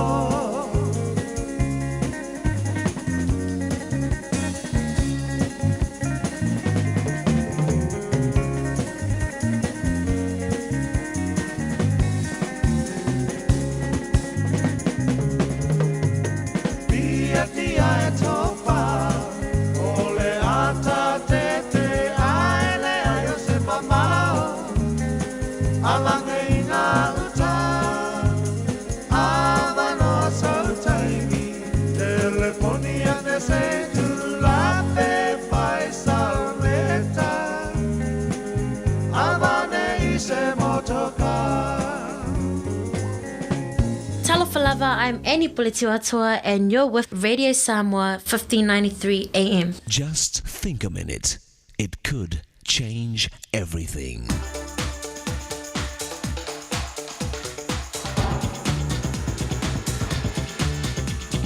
Think a minute. Do you live with strangers in your house? It can feel that way when our kids become teenagers and the generation gap between us gets even wider. But now more than ever, we need to stay close to our kids during these important changing years of their life. So here are some tips to overcoming this communication breakdown and enjoying good times talking with your teenagers. First, set rules. For example, make it okay in your family to disagree with each other, but to always do it kindly and never criticize or put down each other's opinions, ideas, or personal taste. This also goes for us parents. If you make fun of your teenager's taste in music or clothes, then they probably won't want to talk to you about anything else. Secondly, don't always correct your teenager's grammar and way of talking, because you're telling them that you care more about their grammar than what they're feeling and trying to tell you. Thirdly, pull the plug. For short car drives and family meals together, try not to allow your teens to watch TV or listen to their earphones. That way you can use this time together to talk, laugh, and joke. And during your family meal, just ignore the phone. since this time with your kids is more important. Number 4, tell your kids about your own fun experiences, as well as difficult ones you had when you were their age. This will definitely make them feel closer to you and freer to tell you what they're going through. Plus, when our children hear stories about their family, it gives them a feeling of security and healthy pride in their family history. So tell them how you and your spouse met, or what their grandparents were like. Finally, let your kids talk and share their real feelings, without you preaching at them. Remember, feelings are neither right or wrong, but they're real. And your teenagers need to know that you care about what they're going through, without you lecturing them. Instead, try to help them understand what their feelings mean and how to handle them, so they can be happier and more confident. You know, the one who really knows and understands your teenagers is their own maker. And if you'll ask him, Jesus will help you learn how to talk and listen to your kids, so you can stay close to them now and always. Just think a minute. If you'd like a free CD of our top 40 programs, write to us on the internet at www.thinkaminute.com and catch us tomorrow at this same time when we stop and think a minute. Talofa Samoa o Jerome Gray le nei. Pe o e e lau ta vale po e whaafonga mai I lo maota. Ia tu pele ni lau le tio le 15 a mo. Radio Samoa, numera tasi I New Zealand. Lua se fulma luola wa jale tulai fitu le o ngā tono nei vai aso ana tāsha whātesi mai le whionga le aloli le whionga ngā marmana tumarvau tanga vai tipio tanga vai up. Ia sui o le tāta Radio Samoa I pia. Ia se I tā telefoni tilo nei vaenga o lo mea lo tupu tono le atunu nei fo I Taeao. Fatalo fatu ile o ngā tono le nei fo I vai aso la wafionga ngal malmana ma lo lava le soifua manuia. Ia, soifua manuia ia te usala pa peresunga ia te vai. Ma lo le usu, ma lo soifua. Ma lo tātu tau whaiwha ma lo whaiwha whataile on sa mai mana tau tau mai le tātu ngā ruenga nei Taeao I nai Samoa. Talu mai le langolango ina Minister Cabinet o le lafo foi le whaatutua ina le pandemia le nā vai aso mamaia na whea nganwan mana. Wa lava matatua le nā tau mai ai o lae loyalty le te inga a le whionga sa whapito fia me. Wa i se whaiunga le fast ia lātou ia pe o le aile I se whaiunga o whaia I. Te lope a whape ese mātou whiro inga nei vai aso. Ma le te taifoi, ma le te taifono le vanga whai. Ia o le a mawai si tara la tamai po umunga. Whaia se whai unga wā sa whasiringia le sunga la uli lava i aso. Ia o lana whina ngalo le whato a atu le pāremene. Le ua mautinoa ele o iana tau le lango. Whai pule e to iwa I tono le kāpeneta. Ia, o lona winga la. La tātou whātatat. Ia wasa turi loa fo I whasiri. Pe I sea ua whātatari ai. Ai le whai wawe lo se whai unga wā lea ua. Poi loa tua ua le o toi ele lango. Ia, ai o le whingalo nā o le teitai. Ia, se I maupopo le fo I ma awa mai manonga le lolo. Ia se I li whingalo. O wheo ta oto I ai whingalo ko I o. Foi pure to tele fa por tu le lo tonu le te inga le sunga la out. Tatu tali ela se fai unga le sunga le te tai a tatu vai numbers I numera. E fōlinga mai a iei pelon fatu tuanga iei pela to io minsta ia to evil cabinet tono fast. And then on to mawailer majority o le fast mole anga ilu mo tatu fai nga malo. Ai a fa pe o la fai unga pe ona fai fo isi fo ia pe ona fai ia fia me mais fo ia minsta ia onga tatu tiro la le fai no mo le fast ia le fai no mera ngama ia ole tulanga na tatu wa ia tu fo le tulanga le wa wa fonga ba awa les fulu lima I palmia marka peneta ia ma le los fulu lai o ile tu alwang fa fai le ia tonu ma le fonga petalai ma le sui fonga petalai wa isi to pinga na lai o ile banga to telele ai ila wa ba ia e ui ai na ese le si to ono fa pe mai wale to be ma banga ma sui ole alo I ole parti fa fa ora to umane sa mai tonu ile fa tu ile tu sa mo tas O le foi dai le ia se fina ngalo ma o te fongo petalai. I le te ono le ua ave sea ma le pati fa fai. Po ua ava no la to no fo ia pe ua alo ia lo ua le o to ebe. Awa le ava me umta fa lo to fa le pati. Ele va tu sono le parlemene se va na fa sino. Ia le ave fo na mta upu fa sino ngai la to na fa te ese. Ele ave fo il fa sino ngai le pati fa fai. La datu baba ila ye de to ibale ya pola sfina ngalo le fa tu ile tu sa mo tasi fai pule to tele de ye ya pe fa mutaroto ele musu ya wa Le sila nei o vaenga tā ua fo'i I tū tawa awa onga o lea ua mai tawa tu fo'i ia ua ele tū wha o le a wha apena una wha tā ua ia le ngangana e mai se fo'i ia o tū manga nuu I tutono a onga I Samoa umalava pe ua ese mai la fo'i vai taimi o tā onga ta ita ia lawa fionga ngal malmana pe I sa kakau alo ka wa ola kangangu ai pe o le ngangana Samoa lava sa lawa lunga ma wha onga ine I na fo'i aso ia e pe mai tawa tu o lea a whai wa ele tō whai tō fa'ata ua pe ua fa'ata ua nei taimi ai sea ua afua I le tūlanga na o fionga malman. Kaftai mana I sili. Io musalo ka ko umbale sa ta tu woka wa onga ngila so wa ke ku ai faile tu la kono hoile ile. Ka nga mau lunga santo e fa sa mo se si pe o tono il potu a onga. Ya ngalu so ale mariska me ki hoile le pe pe aka mai pe ka aka ko pe anga ngumai le tawa onga ngangu la so ya al nei la so wa pe wa sa le alu le ngangu wa kirengese le alu fa sambo e moni ya le te do o le ta la fa sambo fa na I tonu a wa ese nganga le wa ese kalama le ka pa lu ya ile ngana te le swinga la ufa no longo I upor ngana la o ta talai o te lo o ta ua la o tu fa ta si o fa ta ua ngana male nganu e pe ona ia I de fa mo tanga ngo o ngamba nganu le ba ya so a to no o ngai sabo le a sanga to e una ia ile le tu langa le ta tu ngana I fa na awa ia pe ya si da fia fo I pe o whanau ria wo le senga mau ngatu manga I tonu universite. Ia, wa tere a ho ile nanu. Ia le nanu wao. O le ngangana peretania le tere na whao ngai. I ngā ruenga matulanga ho ia o onga mau lunga pe mo se ama no skonsipi a tunu I whafo. A o le tā ua la, o le o le nanu. A ia siri atu ona le na wha Samoa. Ia mala le tātou o nganu. Wa ia tupo I alum whānau o le tātou o tunu saola e whapo. So le se manga ia koe pasa mo ka miki ngā ma le mala le nganu uro ka miki o ngi pe fia palangi kere ka miki ngi. So baba ya tula ile autu o le pokalamele a mtangaruenga o ngā ola ile ngangana male nganu ia o le tulanga le mana ami e tamati Samoa o na ave fantasi le ngata o na ngangana. Ia whapena fole nganu a ngana. Ia o le autu na wha mo le vai aso. O le ngangana male nganu. Ai tā ua fo ile vai aso nei pise whafangu fo I o tātou tā.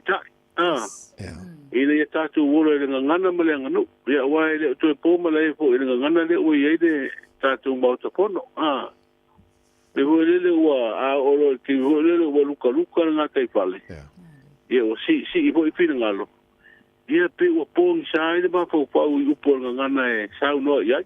Ai pe ua ngā ua amatau ai. Ngā ua amaria. O le ina ia whaatino le whina ua le porkiki le mea ai ngalo ai. Wa o le upula ua saunoa iai. Wa whaisi mamafa. O le tātou wawa ai atu itua. Se upu rai ai si upu tauna whaonga te ua. Whaonga se upu hua le whaingo fia ai whaisi wi ngā o le upu.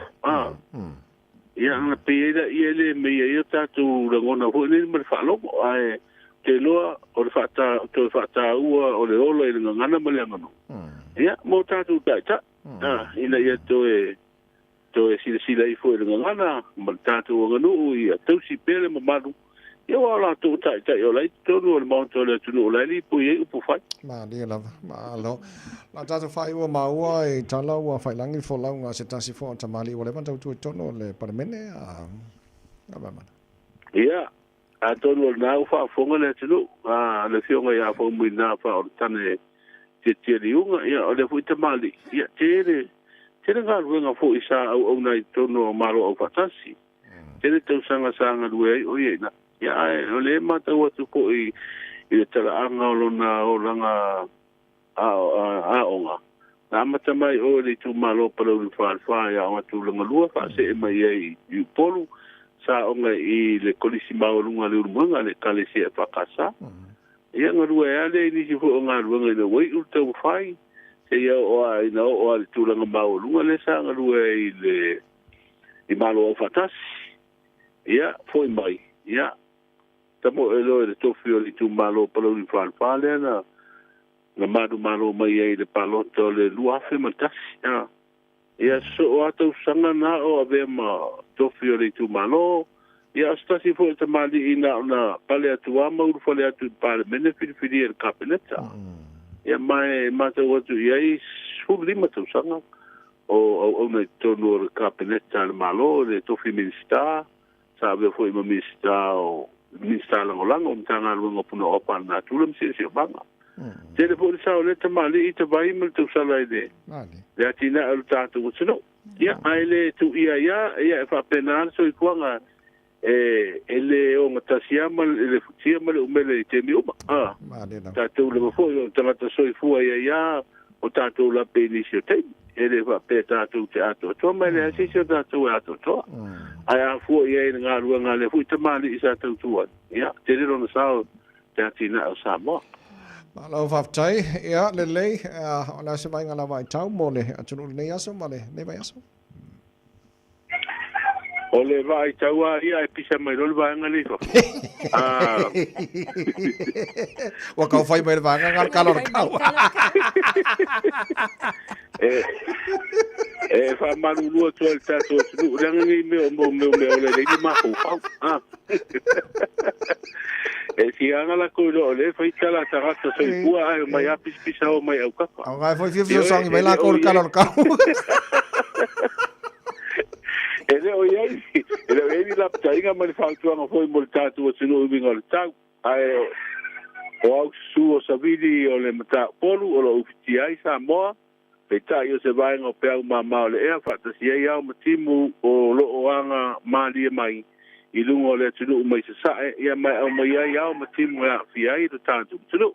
O le vaenga ia o polu masawai e au o ai nisi o teimi matimu e te uru bava solo ai teimi o le au auli.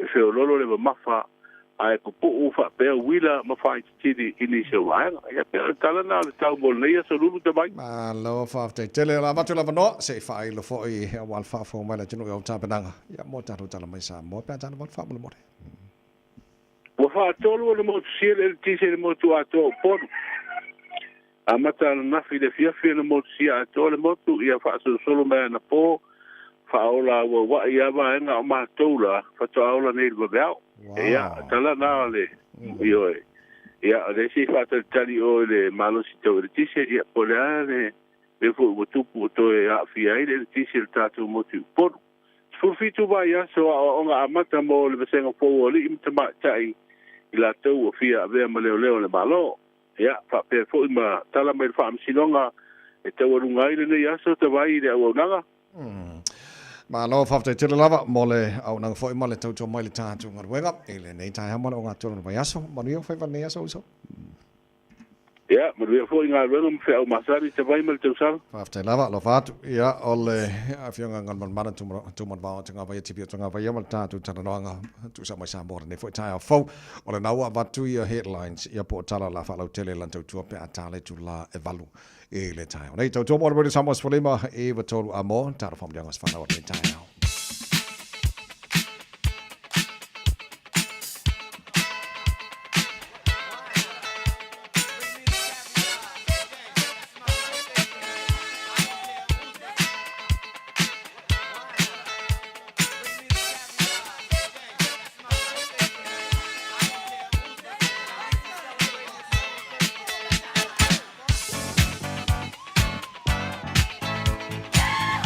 Pomnega sfana wala so lulu nei se fululua mati wa matala le telefoni ma oe tolu fitu tasilima e tolu lo mo fole no lunga tato emaili On air at radiosamoa.co.nz. Pena fo lunga tato Facebook mari YouTube ade Radio Samoa. Tato telefoni talo fa malo se fua. Ia lange mala usunga le ia toi meni mal lo sa se lua. Kala fala ya te Ia olo faanga ma o felfani le atavai. Ma lo se fua fan. Ia olo faanga ma famanianga mo le soifua. Lula Henry Taeao me le fioanga fangmangu ma sa vai el fanga fe falongo mai lola. Le asongi wa koilo lus fiko sanga famangia le kua. I lo dos fika sanga I mo o lo le fifia mai mese to singa se lua inga o fanga nga va ku I lo ainga uma I lo nga ya no I fa pe fo ainga uma la vai sa mo mangi sile kilani ai sile lo fanga lo nena le ser fani male ainga to on hanga mo ke fa tai ta vai lo fa ku mo o mo wi lo ki okay so la fani maria for nei Taeao lo ma lo se fo manuia Ia fa malo atu stoi fua manuia ma le stoi fua la lei ai mai se foi manuia ni Taeao foi la sunga savai ma le tau sala le Malu Taeao ia Natasha fa la va molo wa vanoa ia le nei foi la ole nganga ole fia lo nganga ia fa manuatu ile ali Leli ielo o tua e matua sili lava oe. E ofu oe le vi inga ma le mata no fi. Sa ili o tō ili ali I malona malo. Sa ili o na fonga aua le au noa. Ia o tō mana tua na mea mamana na ia whaia. O na wawenga a toa ma whamasinonga alona fonga. O alo whaanga, ma whamanuianga, ma tō te alo lo whatuai. I se pasi o tama, ko tuangane fo I tono la mato fellowship, le sunga ia loama nona. Loama nona wa atoa le nei ato. Wa whaia le atua tato te oli ma fia iai. O lo waso toi fua whamana tuina e tā ua le ono sulu tausanga. Oni tausanga e tele. Ia o upu wa whaitawina e tele lava. O le alofa le tua o sili ese. Ia o maua ai e lau sunga le nei Taeao fou. Whamana tuina. Ia e tātou wheloa e le astonai. Pe a whai e whiula e lau keke. Ia alofa le tua whapoponisto sanga stele. Maua pe alu soifua awalo ngalue malosi. O oe o se tamae ngalue malosi. Malo ngalue. Malo whamaone le tua ma o wala awina. Ia whaamanuia tele le atua alono fatu lo mafutanga. Le sunga ia pasta silau lo uso pele le mafutanga. Ia mai mātou Dominique o totele lava I mātou ia e whapupu atu lo whaanga. O la lau pepe tau ai fatu tulisi o lo whaafutai. Manuia lo ruraso. Tai lava lau. Elua. Sunga ia tawai ma Natasha Malay. Au whaafonga nei Taeao.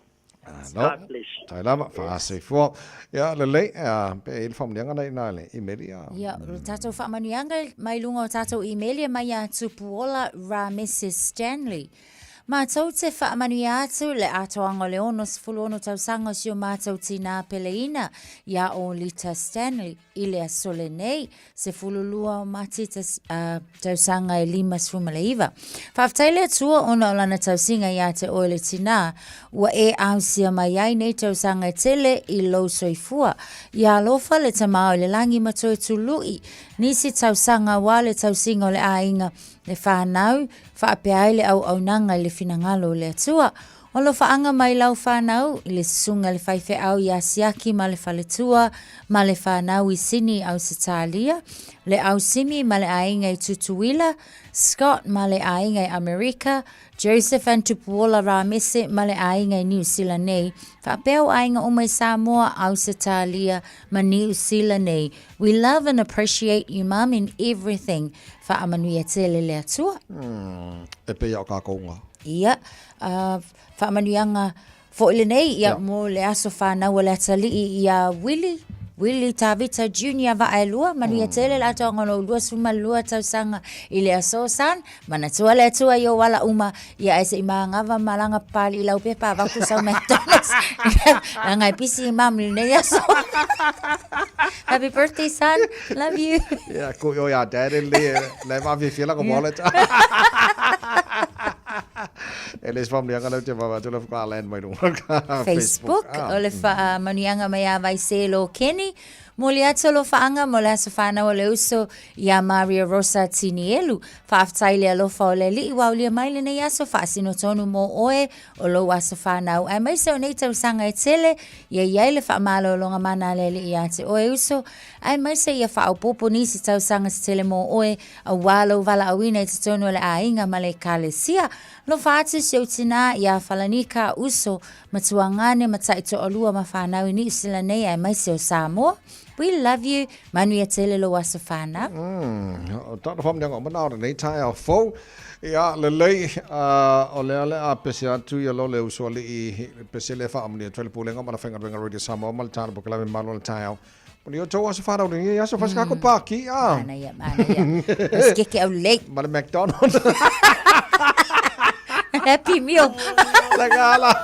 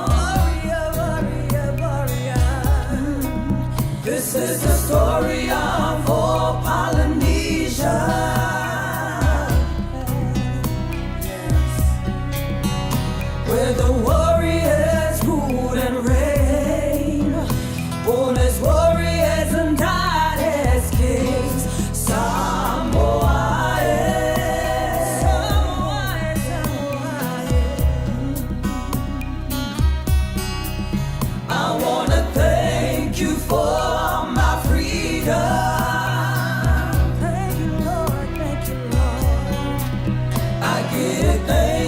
a certain destiny.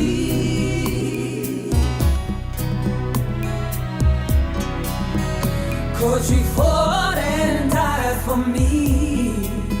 Show the world to live in peace. My Samoa, Tene Samoa, Oto Tamatoa.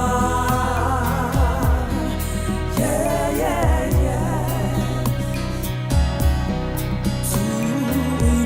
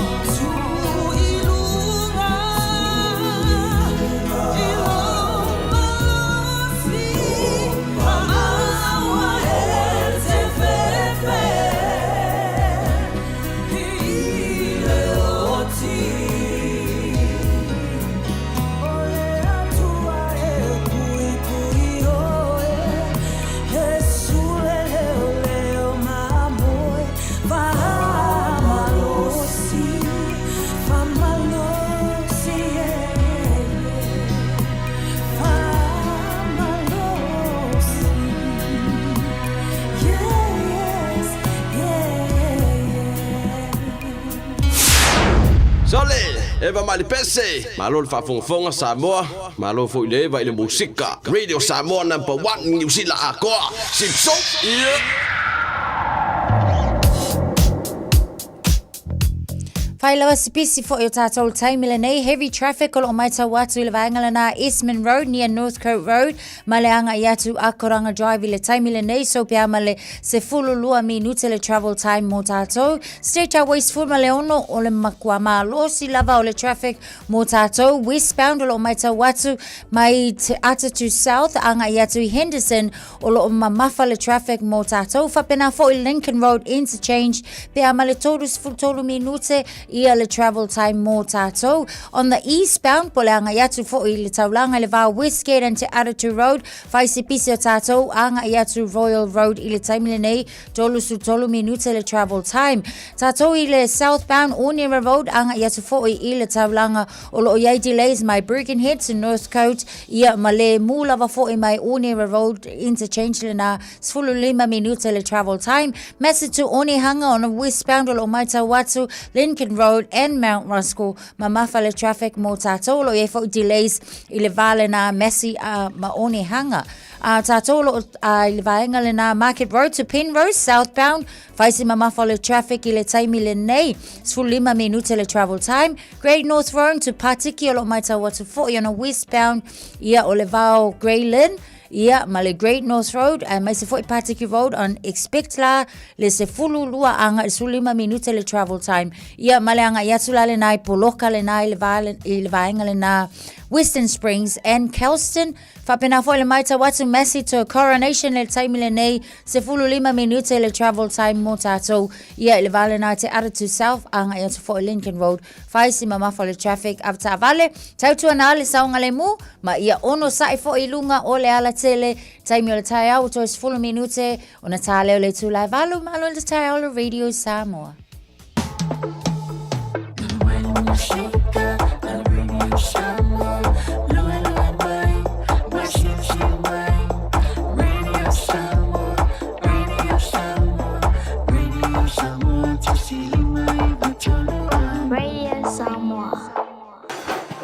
ASB Polyfest. Experience passion, power, connection, legacy, and culture like you've never seen. ASB Polyfest, April 2nd to 5th, celebrating 50 years. Talofa Samoa.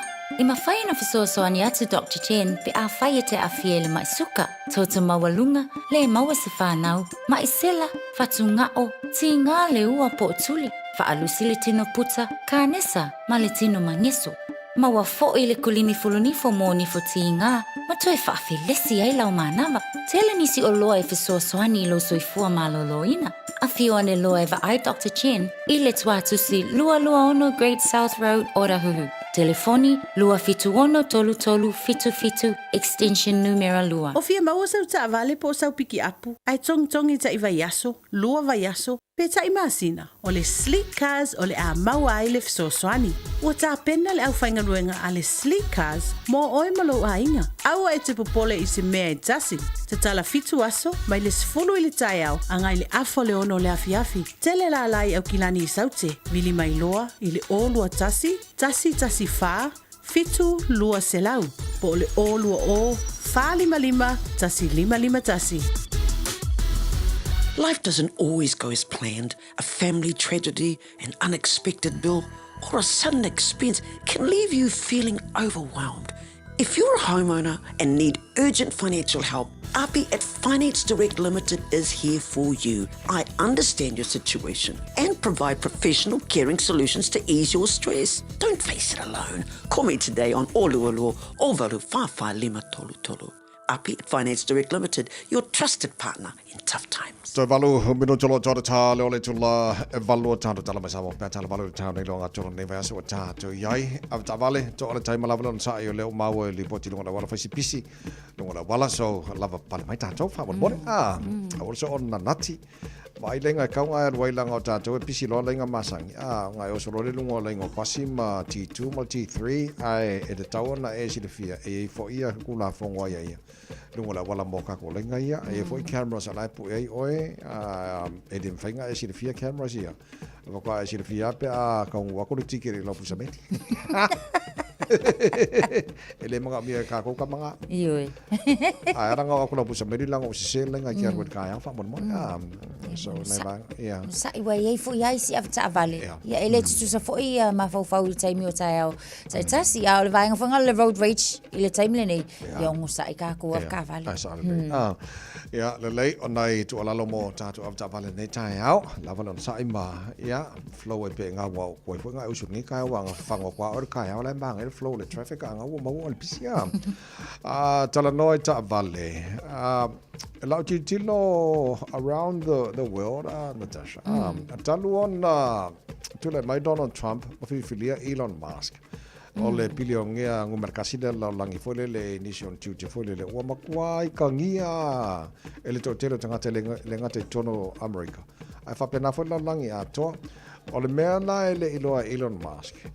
O le te leo le afianga o lana langolango ia Donald Trump tu lang fa pena fole wa afiele ke le wanga products mga pisingisi le mantua vala Elon Musk ka vala Tesla SpaceX ia modelo isia nga fo ia vang fo le la ki lo ko pe e ka vale le Tesla o le telen fa nga ina toro New Zealand nei la fo e wa po ele o le ka ka fa ia va nga fa pe io ta vai me ele lo mai Elon Musk ele lo mai Beyoncé io ele lo fa Beyoncé va nga le o le tulanga le nei o se tulanga fo le fo ile time le nei mai ta watu ai Paule tu fa ftai o le wa mawal kanga ia faia but o na ye ni li potina o leo ona o se tangata fo le pe fa le anga ka avale ai mai se lava lai ta avale yo le Teslas ia male Polestar for electric vehicles ka avale ia o le na pe na mai ta wina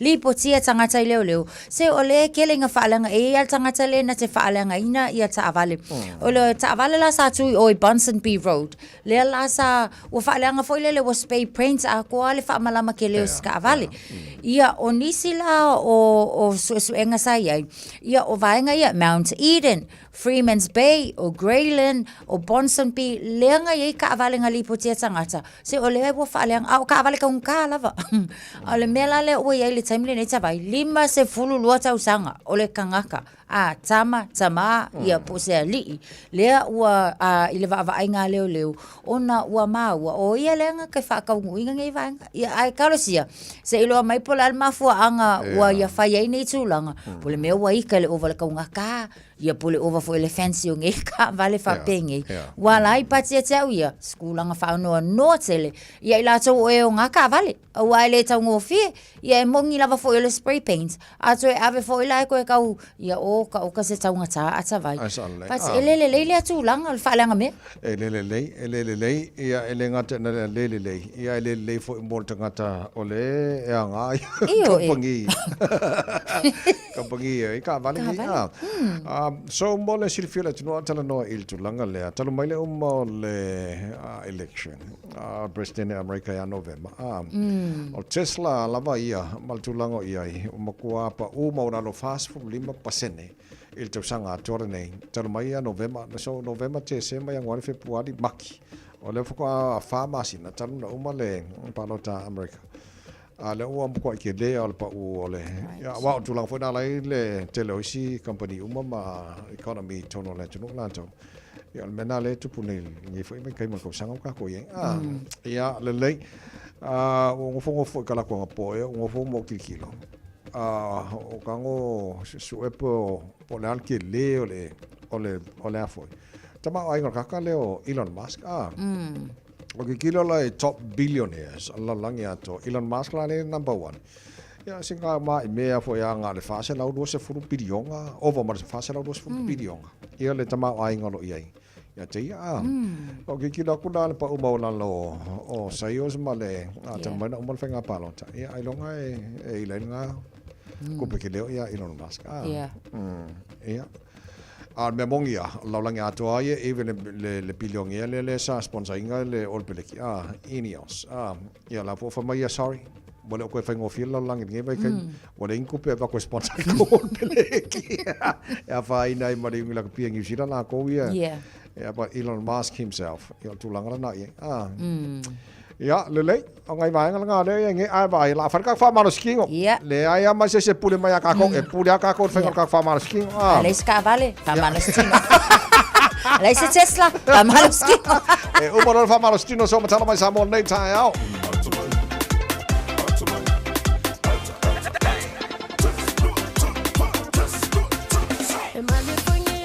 Altafa Almiluma Aya Billy Iya Aya Manaya Alu ya tafa Yuk An Yuk Angabale Hi Aya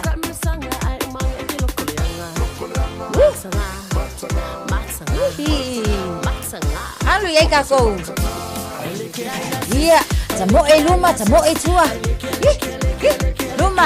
Luma kiki bai. Awoi sawi tua. Aya. Apa? Aya. Sawi jonu atafa. Aya. Vili. Luma. Vave. Awoi sawi tua. Luma. Aya. Luma. Aya, balma aya. Das, dua, satu, pa, luma, das, dua, satu, malefa, luma, das, dua. Aya, sabali mai itua. Kalua malefa itua. Ya mana mai tsonu, mana mai fafo, tsonu, fafo, tofa, soifua, Samoa. Malu soifua, ol se fufonga Samoa, Radio Samoa, tasilima iwa tolu amo, se kia Radio Samoa. Usi mai alau whaafafonga. Telefon mai Samoa ia sa taitasi. Ua au mai amo oe ona o le langolango mai a le talofa voucher. O tātou tauru mai le o ngā tutonu le nei vā yaso, ia, whātalofa i lau whaafonga, tala mai Samoa.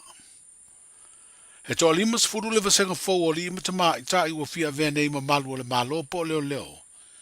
Wa amata nei ona wha ngā solo lātou wa o onga, i ta tonu le kolisi maa ua lunga wa o onga wha leo leo i tā wha ingata. O le solua le vāia sunei na wha atino ai le komisina, ma le pūlenga o le mtanga aluenga o leo leo, fa le pui pui ma le toe fuata ina, se sao ninga na wha whero a iai le vasenga fau, lea na wha atino ai le ava o le whelo inga. Wa wha iloa i a walo visota inga le mtanga aluenga, o le tā ua o le awa o ina le leo malu o le malo, ona o se tautua e le ngata e au tū le wha malo si o le tūla fono, ai o se au nanga fo i au na matua malama lama le lei i le tūla fono, malona wha tinonga.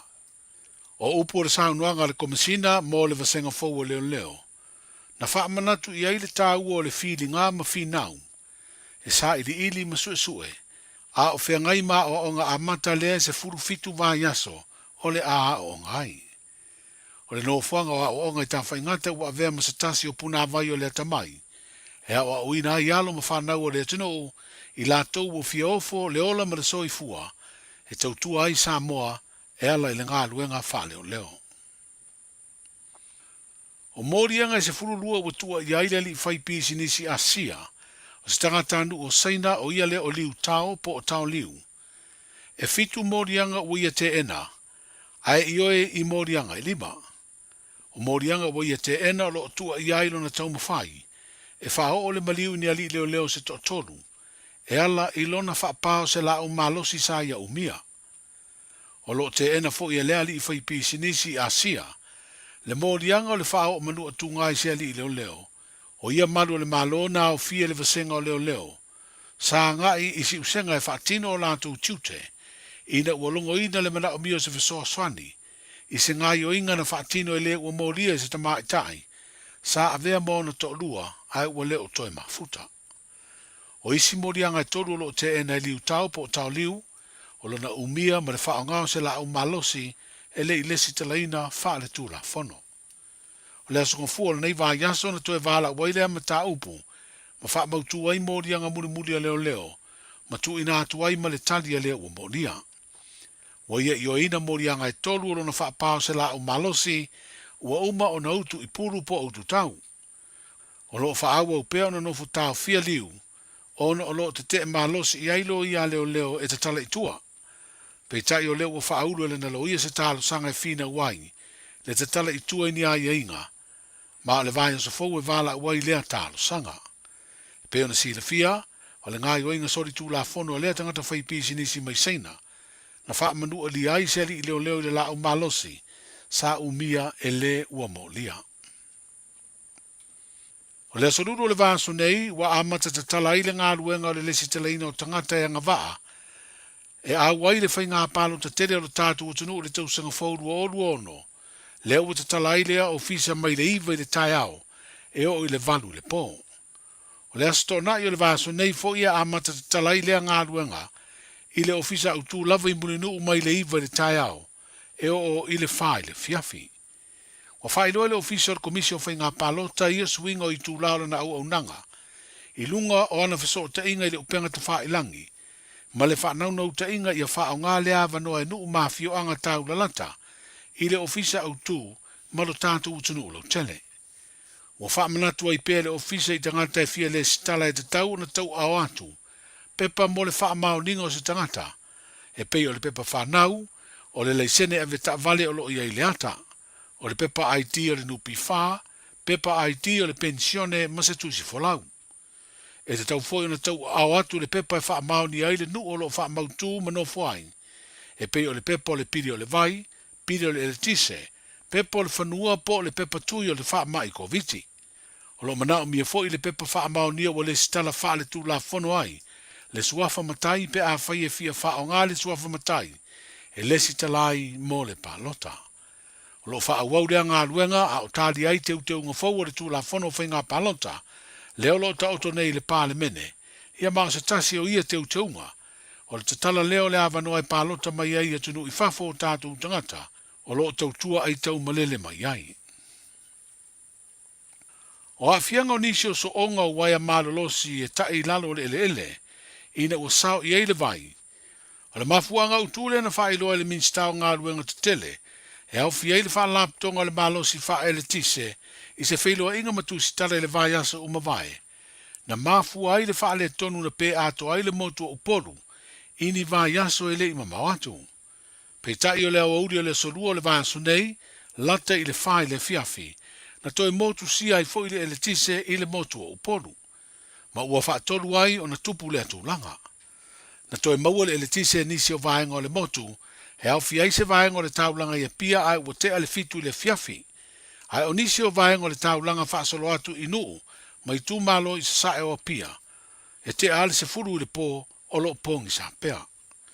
O le vai aso na te nei sa wha atino ai ngā luenga, a le malosi tau ele tise I le taina leo nisi o leina malolosi, ma isi usenga anga I atu I le afi I furua sou. Ma sa wha ilo ai le pūlenga o lea au nanga le malo. Le tau fio nei ngā luenga le wha ingo le nava yaso ua tonai, ono le wha le tonu o le tau.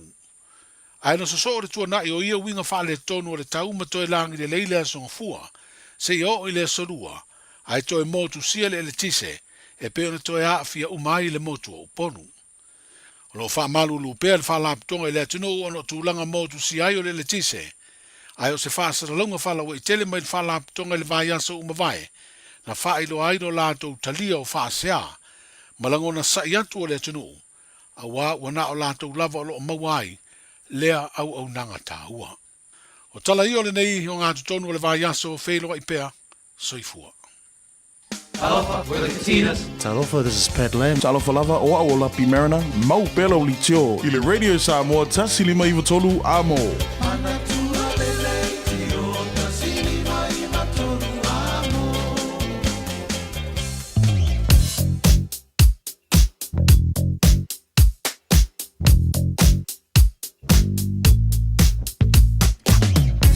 Le poti lata mai lunga o le awala, o le nei taimi o le Taeao, o le io o lunga o highways, po motorways le nei taimi o le Taeao, o te leo vaenga awala fo I tua lo faisipoloka le nei vaenga o le Taeao, Tamaki Drive, I le malanga mai I kai o Rocky, ia whapena fo I Mission Bay, faisipoloka le nei vaenga o le Taeao, pe a inisio lo malanga le na vaenga o Aukilani. Lunga Mount Wellington Highway, mai la mai pe miua, whasolo mai Silver Park, Fasolo ai on-ramps o le southbound ma le city-bound o le State Highway 1 poloka le nei taimi o le Taeao. Tātolo I se sifo o lau te wawaiatu Great North Road around New Lynn. Fasolo mai Avondale ma le telo isi vaenga. Ia o lo whaifo isi poloka le nei vaenga o le Taeao. Whaulunga highways I le wawaiatu. Whaisi poloka le titia le malanga le malaba alele lua se furu a whamurmole tātolo lunga le State Highway 20. Lai whiro mai le pasi mai le tano, Mayoro Road on-ramp lai flow le mai, le bao Dominion Road ma Hillsborough. Whaisi poloka na nei taima le Taeao, le anga I mai saute, lunga na wala la papa. Le anga I saute lo okay, whaka koe poloka I le pasi mai o Lambie Drive, off-ramp, around Rainbow's End, ia ma le link anga I all the State Highway 1, na anga poloka na nei taima le Taeao. Au e lunga I le State Highways furuano.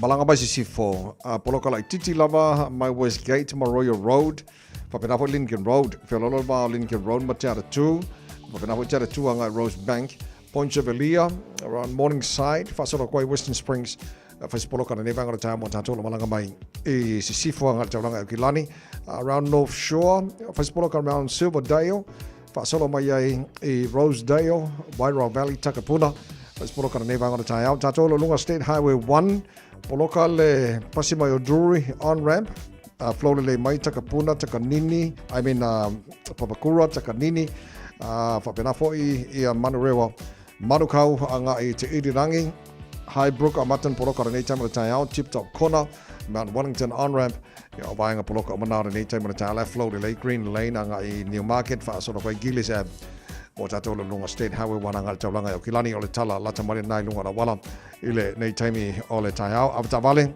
o le whamanatu masani lava I o le toa lei o le toa le taima lava non sai lunga o la wala I le nei pui taimi o le Taeao Fong. Radio Samoa, tasilima iwa tonu amo. Ua mawhai ona au ina atu le tala o le tau i aso taitasi ona o le lango mai a le Pacific Finance Limited. Telefoni o Valselau fitu whawha lua fitu. O le vainga lata mai I le tala o le tau nei teimi o le Taeao. Wawai atu I Samoa lai ma nei lava. Nei to o le leile tau I Samoa nei vainga o le Taeao. Lawa lua se furu marwha. Ia wai ele vevela le I Samoa nei vainga o le Taeao.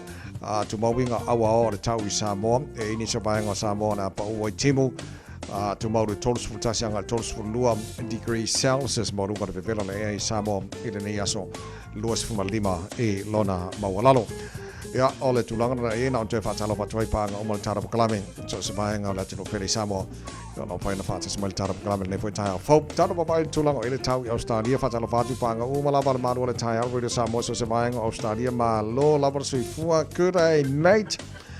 Sfulolo ele malulu la mo Canberra ne bang o Taeao o la fasona na awa o tau e o atu le vela fa mawina ile so le los ful banu lona mawunga sfu fano na mawalalo Sini Australia sfu vivo ele malu le era ne bang o Taeao te lopo te le ono mo tau o la fasona na awa o pa utimo ni so time le so los ful malfitu o na mawunga le vela le era mo Sini Australia le fo yaso melpone los fulu ele ma fana le bang o Taeao fo la fasona ina awa e malosi sabini ni so time pa o fo timu fai si vevela fo le ea mo tole so tolu se fuma tolu I lona mawalunga Brisbane ma lola balon sa o ye fo le fa cyclone Alfred na fo I fai unga vai aso ya lova vai ato la matene na awa pa o nai wanga mo tolu lo se fulu balu e me fai ona ye le vevela le ea mo Brisbane il ne fo yaso alusu fa mo lunga le vevela le ea Hobart na matene na awa pa o timu ma ne sulu le nai Adelaide tolu se futasi mo lunga le vevela fa mo wina mo ne yaso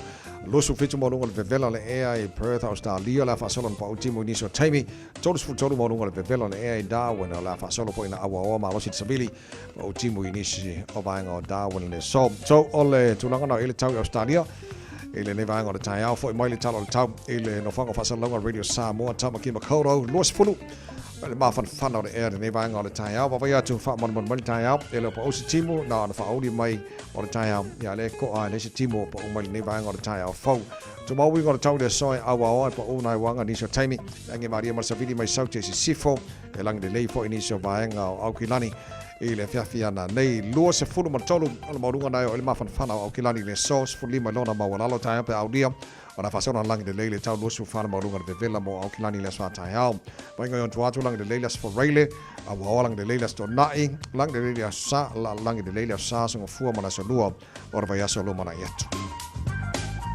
tunangaro e mana il tau ora mo le o Taeao ol vesi nan Taeao ora vai ngala tomare na il tau nei time le Taeao le mano le tino la papa a le tiro isi vaenga ia tutuila Hawaii America ma so se tafora nei ke lope o to la papa ai fa mo maria mani tau mo to le nei so fo ta to o dia ua loa le tautua le Pacific Finance in nonga tupe mo so se fa mo maliu fai puiponga aso fa nau sa fa I fai ngā balononga ba so se fa lavelave apa laine lo le pacificfinance.co.nz pe bala au le oval se lau fitu fa lua fitu e talo sanga sauna nonga tupe i le bao le lima se lau tala ma le lua se furu hafe tala e lua minute fai lau talo sanga online www.pacificfinance.co.nz ai tasile tu lai fa tali e se tali e ai inga whabitoa pala au lo le Pacific Finance Limited i le oval se lau fitu fa lua fitu oval se lau fitu fa lua fitu Toi fasala wina tātou tala mai Samoa pe ona whaafonga le tino pe a tale tu lai se fulu male lua le ure le so male fitu le po ana nei o lesi whaapoponga o tala mai Samoa o le tala waru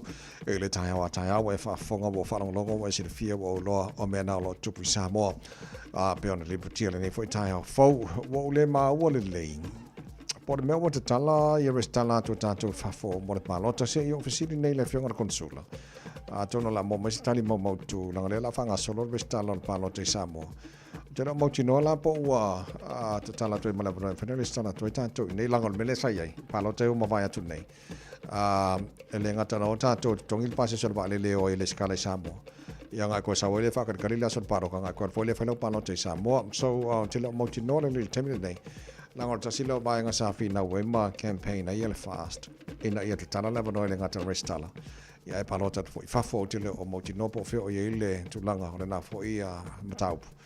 Ia mo nei taimi ai o le pawa Samoa na fa solo ngale manga e kele mo le peso o le pawa. Ia telefon la fa pisingisi wa pe pawa e manu ia la tu o lo fo I e tu kaisa. Ina nei te wa fa nai ia ai a fa o ma alto telefon le wa langa mga bi o maka ko le moli. Malel tisi.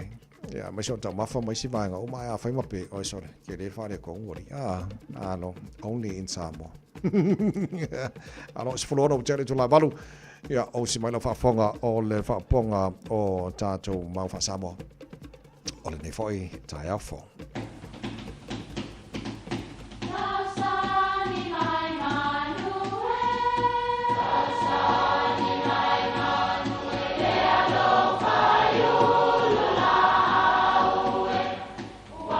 E o whanga manu I ululu o la au, awa e whawhanga I funga o la au. A o le tangata, e whawhanga I upu matala.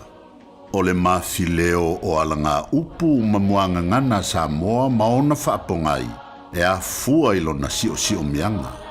O lona lea sao I le whaatufunganga o le iloa whaale aso, mai le tautua se ia o ina pule. O alanga upu mamuanga ngana, ua lantou mamanuina le tō whamanino a Samoa, mana tua fo'i, e tāo fitau muli le atunu. Ua maea o na tofi fale o nuu, o le isi lea winga o le upu, e le ai se nuu e whaalolo a vale. Ua ilonga le matai ma le mea e nofo ai. Ua maoti fo'i le vai liu e tautalai le matai I upu fai tonu o le nuu. Ai fo I taimi, e si ai upu ma fesilingia tulanga o na ua le iloa e matai lautele, I la tau e whaauluru I eile nuu.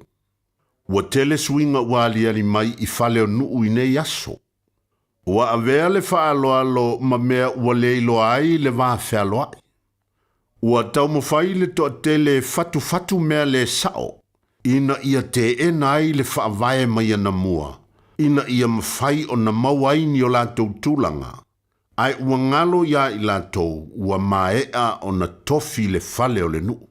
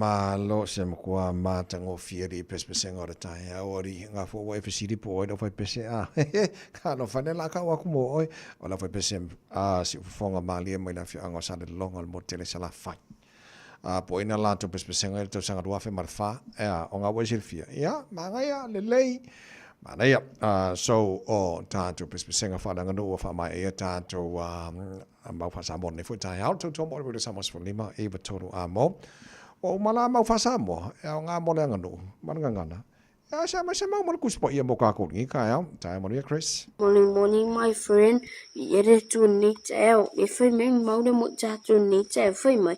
Ia o sa I di ledi. Manu o mawhai o na maua o ia. Ia o wala au ia te ia. Manu o la talata mai o ia. Amen. Friend, sa onga mo tu ni Taeao. I tato sa I di ledi. I manu o mawhai o na. O na maua o ia lo na winga. Tato sa I di ledi. Ia di friend. Tato sa I di ledi. Manu o mawhai o na maua o ia lo na winga. Tato sa I di ledi. Ia. Manu o tato. So mawhai o na maua.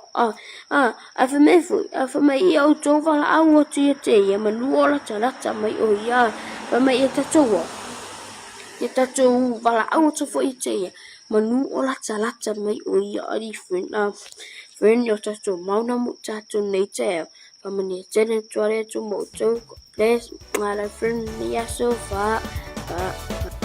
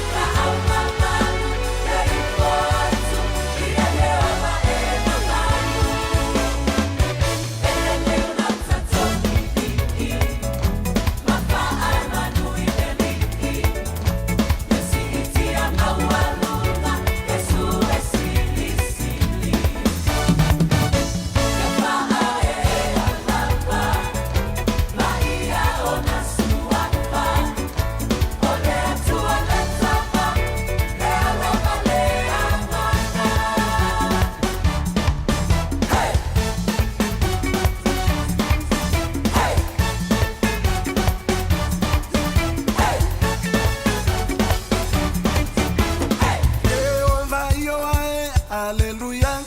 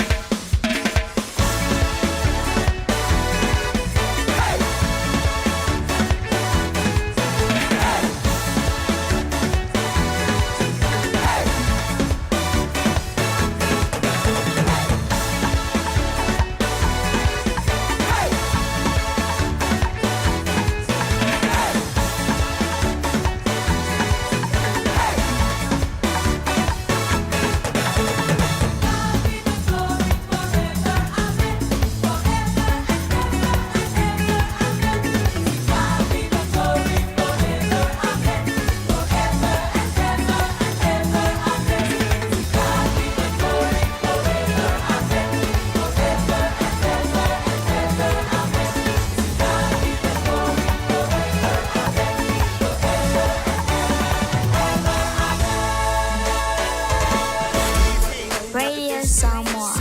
Taslima Ivatolu. Amo. Talofa o salmasinga fale lua tim toilolo o le loia Samoa. Fapitoa la o nanga i mta uputau immigration pepa malanga tangata overstayers so stoinga visa. Apena foi le taxation por tu la fono tau la fonga. M5 foi on o tau avena mta upu fal tu la fono i Samoa. Famal mole vidi mail numera o iva lua nono o tasi lua lua. O iva lua nono o tasi lua lua. Faftai.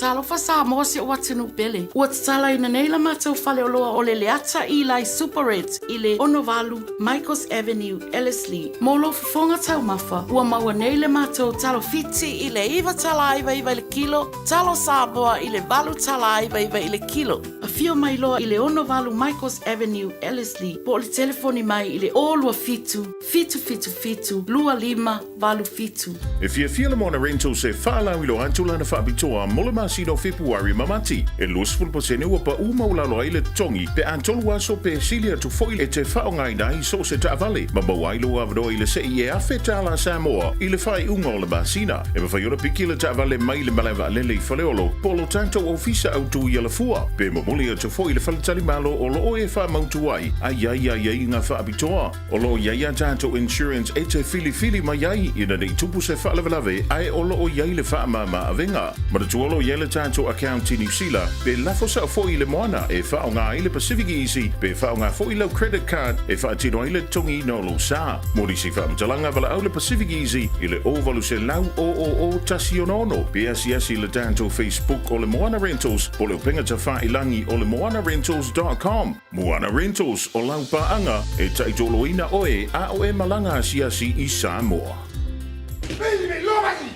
Hey! Oh!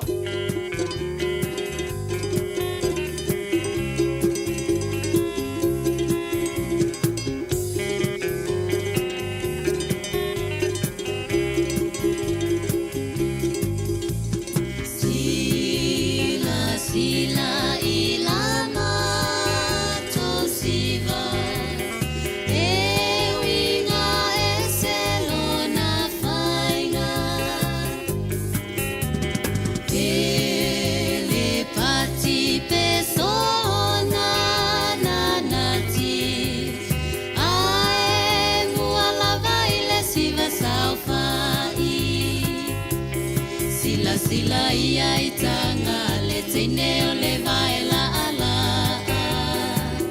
Whaamane ene e ta fiti fiti solo tene tene o so so Awalavane I e toi ofo Ia ufainga e feolo Na olo atama e tene tene solo Pei o se lupe o le aolo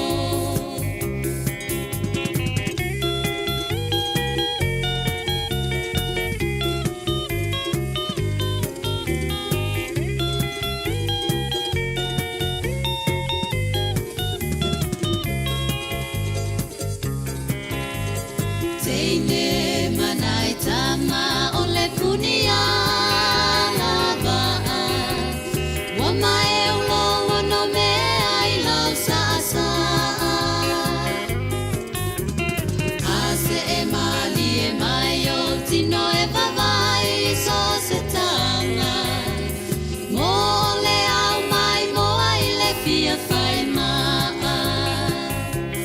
Tama wa momo e solo I le ai uli pe I lava e tutuli Faa solo na I e faa li le tata we pauri o na tuli Talua pati po le manava popo le tua ma le fata fata Faa umuta vale vale solo I le pala pala Siva Samoa whawhiwhianga mai le punia lava I le nei vaenga o le tautua mo le Radio Samoa Sfalima I watolu a mo I na ua toe lua se fulu ma le lima minu te loa tora tāle o le tu la e iwa asoruru vai aso te tasi lo mo le vana o Radio Samoa tara noa toi le whionga le konsula o le malo tuto tasi o Samoa I Nisara nei le whionga whemata parasa rua whaapua le maru lofa tasi malitara po kalamel nei fwe taia fau ia whioma il po kalamel nei taia man whaaloalo whaafinoai malo se fau nuia whionga a whemata Ia, whakaro whaku lau sunga tawai e me se fo I tātou li tio tātou pōkara me māsangi. Whakaro whatu I le nganga whaaloalo I whaafonga tāpua I se tātou tunu. Mai lau mai tina mata mātua o le pai o sa moi o ne tūranga whaalupea. O whiarawa o maua I le ni whaselu lau I tu fios. Le aro rangi ia le whakaro whatu ma le nganga whaaloalo maro si fua. Tātou tau whaiwha malo whaiwha time mo le whaavana mo le taimi, mo le tā porkalame le nefo I tāia fau. Māua I tana mai Samoa, whangon mo nau whionga whemata o le la matan whanga solo I a restala mo le tātou palota e le tausang fau. O te la mauti no po ua mwhaina restala tu tātou I e whafo I peo nei New Zealand, Australia, mai si vaenga mo le palota whamon mo le. Whaftai a tawai. Sa lo wa amatan ta pena ia le tatu whainga tatu malo o wa whainga palota le station 4 ia o tūlanga e whaafisi e le o mawhai una le stala I nei ia te mu e whafo o lo o mawhai una whai ona sota I lungo le o penga te whailangi e mawhai e una ave au whamaumaunga masangi po ia a o le pona e te tau ana e malanga I Samoa e puero wata mawhai e au fingerprints. Right. Okay. Ia, ole e li tāpenanga, e li tāpenanga tātou tūlanga na I le ia tunu whafo.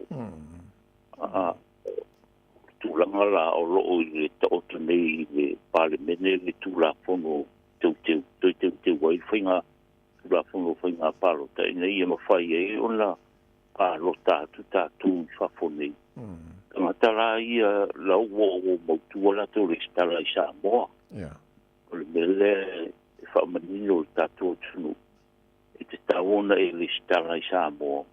Ia a whai e pāsia le tūla whono lea tō teu whai nei. Ia o lo ngongo whai ron tō paro tātou I New Zealand pōwhia lama o le lang. Ia a o tūranga nā. Ia o na iei le whaamaumunga le mālo o tūra I mai.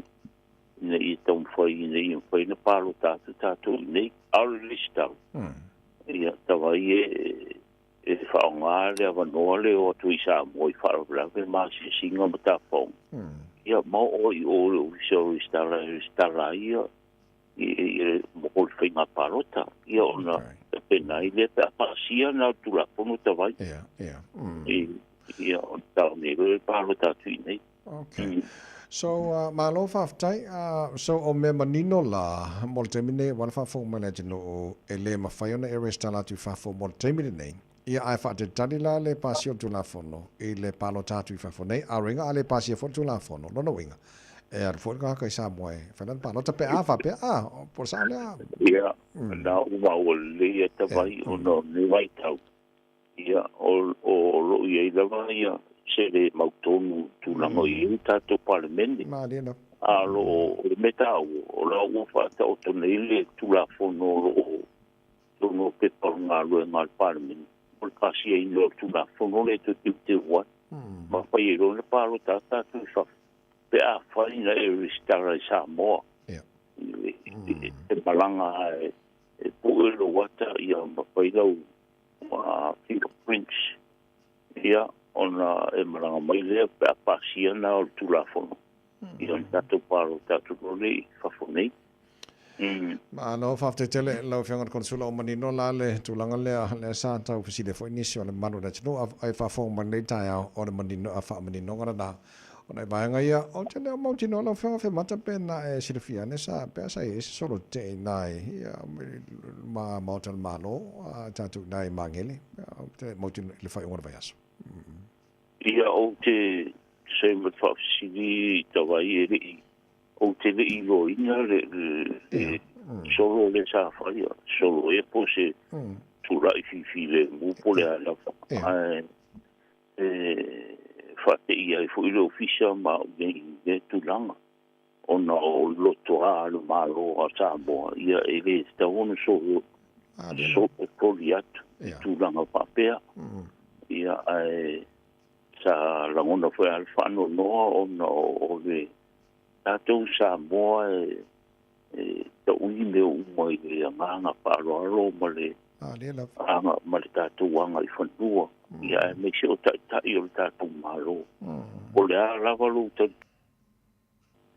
ma vaenga whao kufai a le tau lunga o meo ia o le whaararo i o tātou taita me se upu rafo i lunga o social media ia e rea o ie lau puata ma whainga e Samoa tulanga whaararo i e tau tuana lau ngana ia e me se fo i o upu o sona rafo ia ma tulanga i tusinga i lunga o pepa ia ua tangia tu e asi o tātou tunu ure mai moa ale lau rangi e me se o lunga o social media ina i e tau tuana ave per tātou whaararo i e tātou taitai e uia o i e ninga se ngase a malo i a roa te tununga te vai i e se aso ma se taimi ta oto fi mali i a matau a tūlanga i e tātou tunu i a o Samoa i o le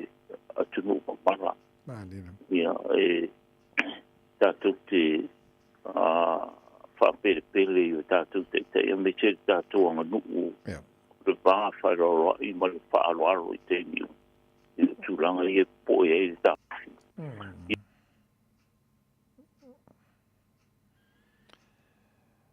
Whamanta, whaare tonu mai le, telefoni whamon mole. Whamanu nuan tula tunu ona o le ea wharinga mai o lo o tau whaare tonu mai telefoni na whianga le konsula nei vanga le Taeao se ia se i o tui tam whai atu pe mo se avano. Whamata bobo mai?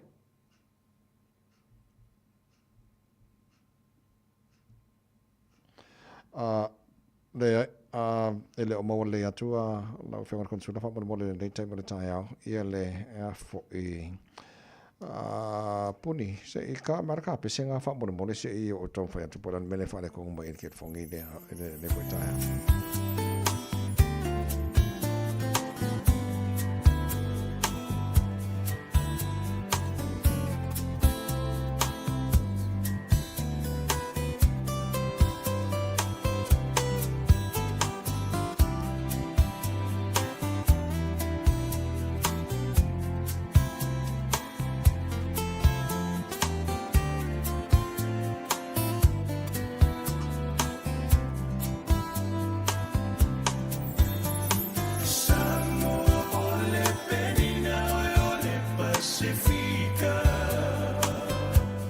le lei puni whaftai mo le whamnatu mai o Samoa le penina o le Pasifika sa le lei e alanga le oto e whate mai le whakar konsula mo le Taeao. Whamata whamaru watu ono tūlanga tātou whone le Taeao. Ia ai whaua pene. Saunoang.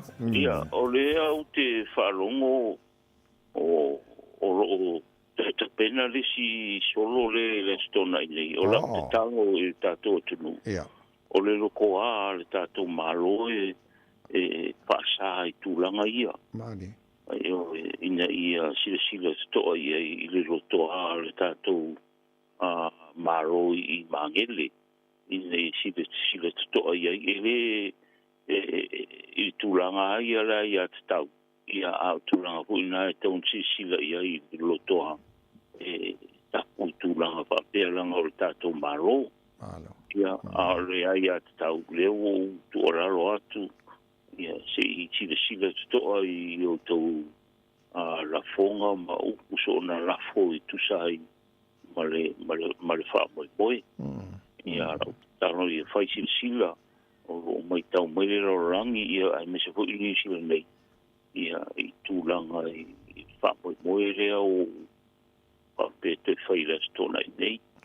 Ia se sila stoa i ai tau tua nāru tātou anga nuu ma upu so na tusi lunga o pepa tūlanga whapena. Ia le mātango ia tūlanga. Ia se tualalo tūlna ia tau tūlanga. Ia anis. Ia o le lotoa le tātou malo. Ina ia sila. E mana ia ka pakara i le situ. Ia a foi is famo mo fa pena no fa ngale au ia le lotoa tavai ia va tu fa fo mo Samoa ele sta uno fa ngaina i se famo mo fa pea ma no fa tai mo le sonanga mani no le ne foi Taeao tenen tata noi nai tu asin sino la tunu o le un faina pa lai lanto sit seni ma wo over malaiva se lau lanto le o mai la tu sit seni.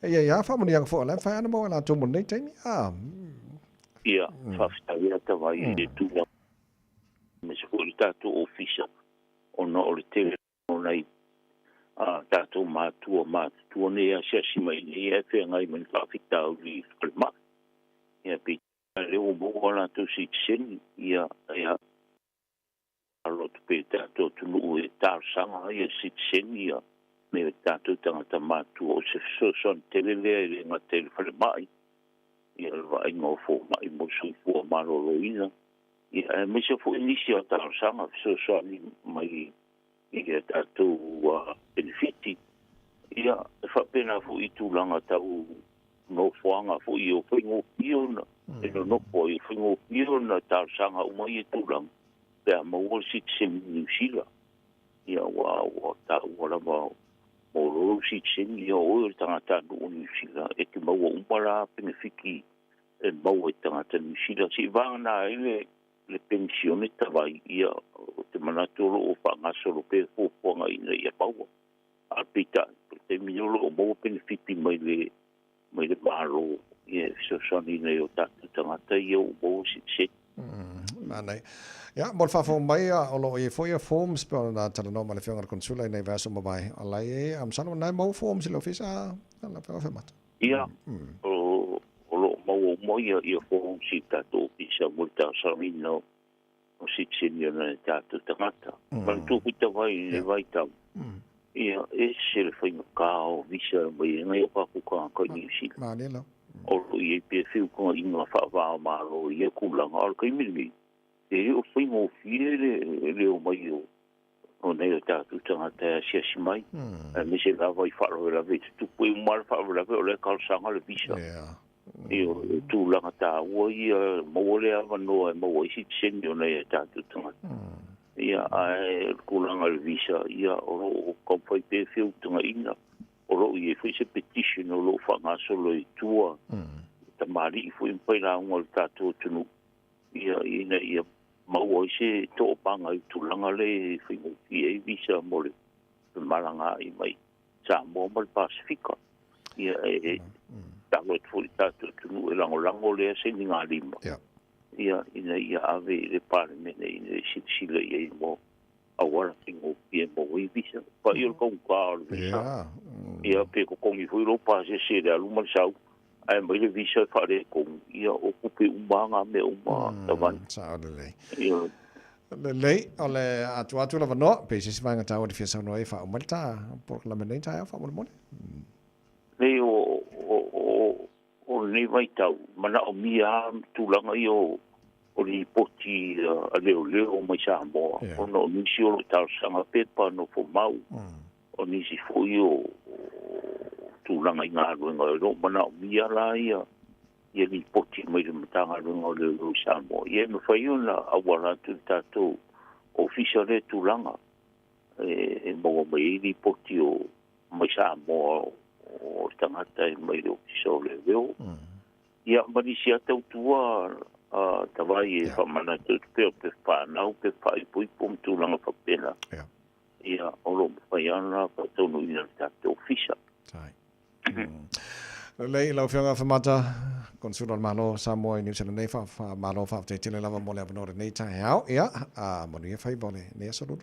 Ia a koe kere tawai o pene ia avano tāua long puiri e foi sustato tulu pastai mole avano ia manu ia kore sunga mole tato li tio toi pero e foi vai sa sau fa lo la sui pui panuela se foi le whianga le Konsula o le malo tu tasu Samoa i New Zealand nei le whianga whamata por se lofa po le malu male tana po kalame le foi taia fo tolu tasi lua le telefoni te mo le whianga le Konsula mo lana ofisa a e wala mai whawhatu au kilani o iwa tolu tasi lua o le latu telefoni na e moni so vaenga i fia fa siri fa malama tili mone siri fio le tanu.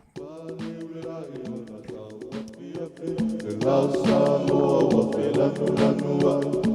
whelanua i o nā veile lanu i o e tawhisa vali ua ni malu le saua fia i nā ua tuana i atu o le la taua ke sau se i e te tirua ka whaua nei a mawheliuliua i le solo a tamaitai Vali anei le langa tasi na sala le manau ia la toula langa ali manei a le whenga soloa e la fo ia la toa tai le sai o mai a tātou ia Samoa masiona la whanua mua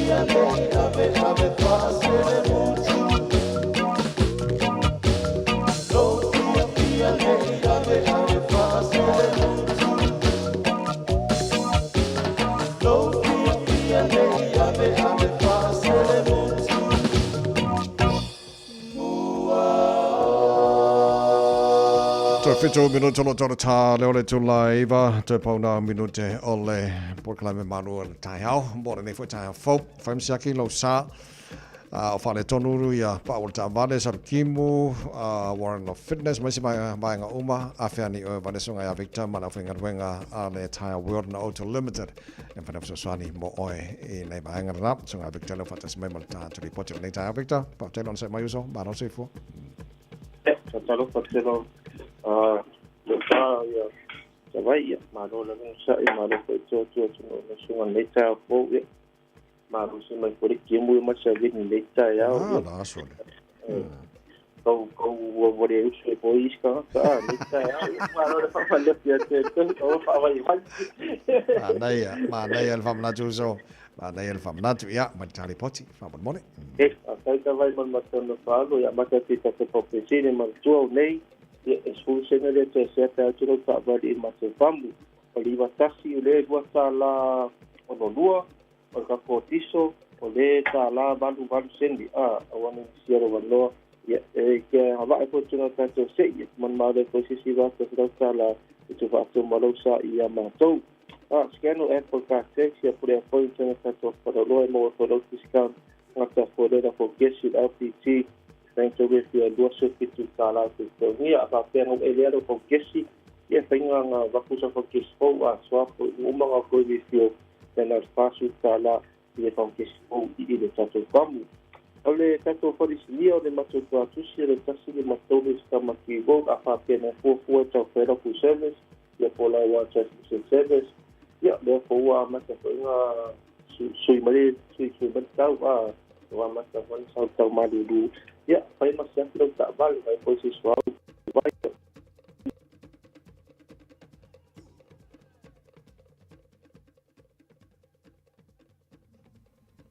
Victor o sole se I koe o sa I mai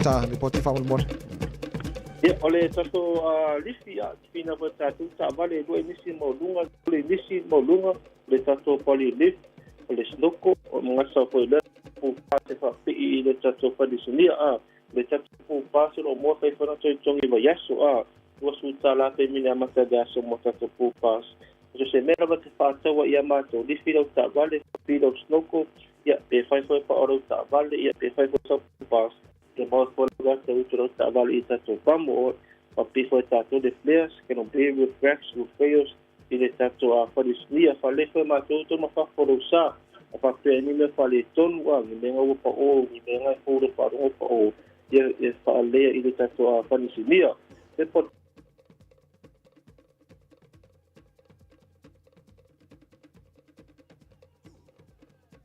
todo no puquinha por la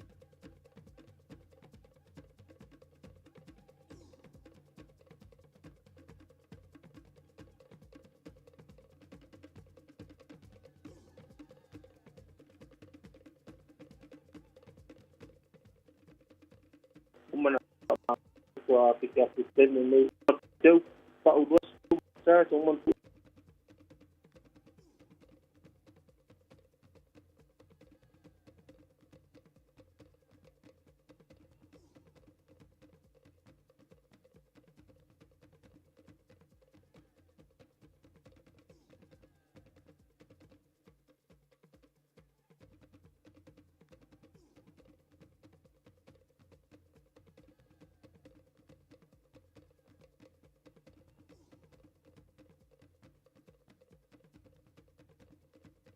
to o tawa lo mo to pa po mo po to pa suai ya ka ko te ki na ku amasa ma se su lima tu pa ile do su nga lunga pa pe te mo ki no pe pe na maro ta va se tau to se ki na ko me amato e meni amata de aso mo de te ni de aso do su tala te to mi te mi nei lo to te ni ta to ma do su inicio te lo falo ina peta te station na mo do su inicio de vim Mole ta vale le proveita e las ya male a 50-50 mole lasta 50-50 ele tele tato i tato station na au hape kau si sa wib ia o ni si da wano ia bro ka vale se tau te ki me e matou e mau te lau gata ta se ta o se ki me ka ole duas fulu ni si mo tato piki apu ia ole alignment ia pok mara wano si pa faro ka vale pa sino de alignment ia matou pula o ira se te tau e te lau alignment mau te pa o tasi na so dimma makta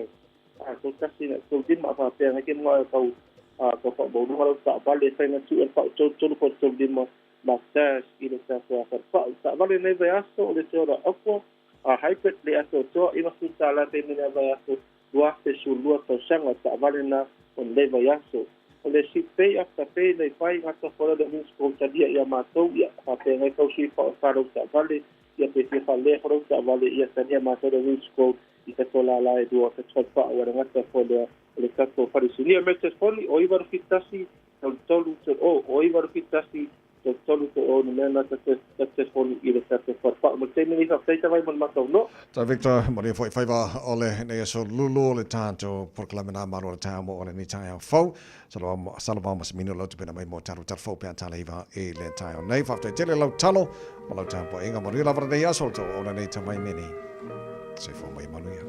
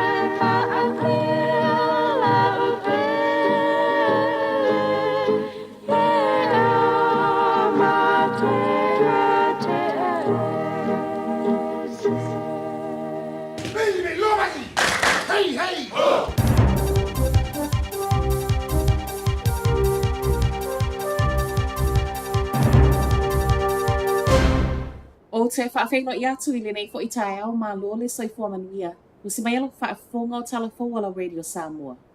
I tala tomua le aso lulu. Wa ave le komisi o pisinisi le Hello Fresh ona o le whainga wana subscriptions le e whaapea tau whaasese.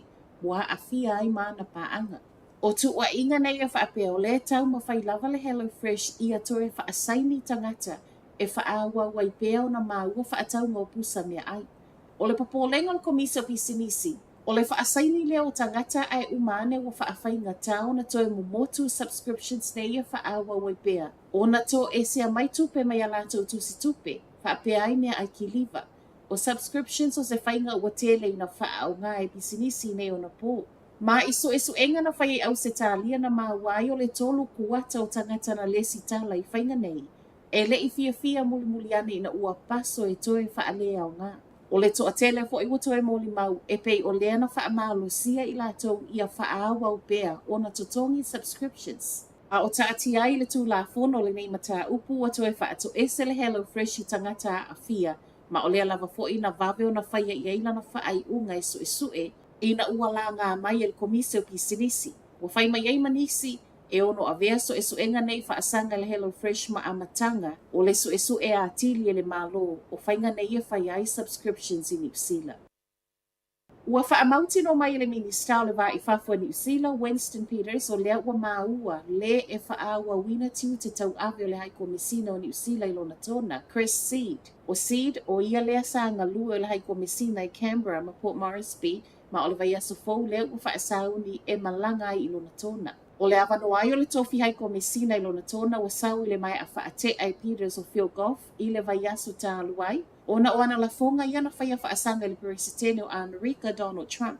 O Seed o le a ia tau a vea I le tofi mo se taimi le tu mau a o sa ili se haiko mesina ma o lo o whaawau nei I loilonga. Mo Field Golf o le whaai unga vai aso nei e tu uai lona tona ma toi taliu mai. O loo tau fia I lalo vai ngā leo le ali o loo tuua ia I le whaaleanga ino o taavale e ola I le tisei au kilani. O taavale na ia o fia I Tesla, ma e whaapeo le levo le po lea e aluai spray. Wa toi whaainua I lunga le social media, whainga nei ma I le tasi se tangata wā whai nai. Lima sifuru ma le lua tau sanga le matua o le wa tau fia I leo, ma o loo whaatali o na mo lianga. Tasi le po ai ono whaasea na whaauane I leo I taavale, na whaaleanga ina I Mount Eden, Freeman's Bay, Grayland, ma Ponsonby. E le o ino tonu le mafu ango le whaia e le ua tau fia o nei ngā yoinga pau o lea. O taavale Tesla, lea e ana ina Elon Musk, o leo lo o whaau peo na whaaleanga ina e tangata I le tele o vaengo lo langi. A o I tangi ai e le toa tele Musk o na o tangata vaea whai ngā luenga a le malo tele o Amerika.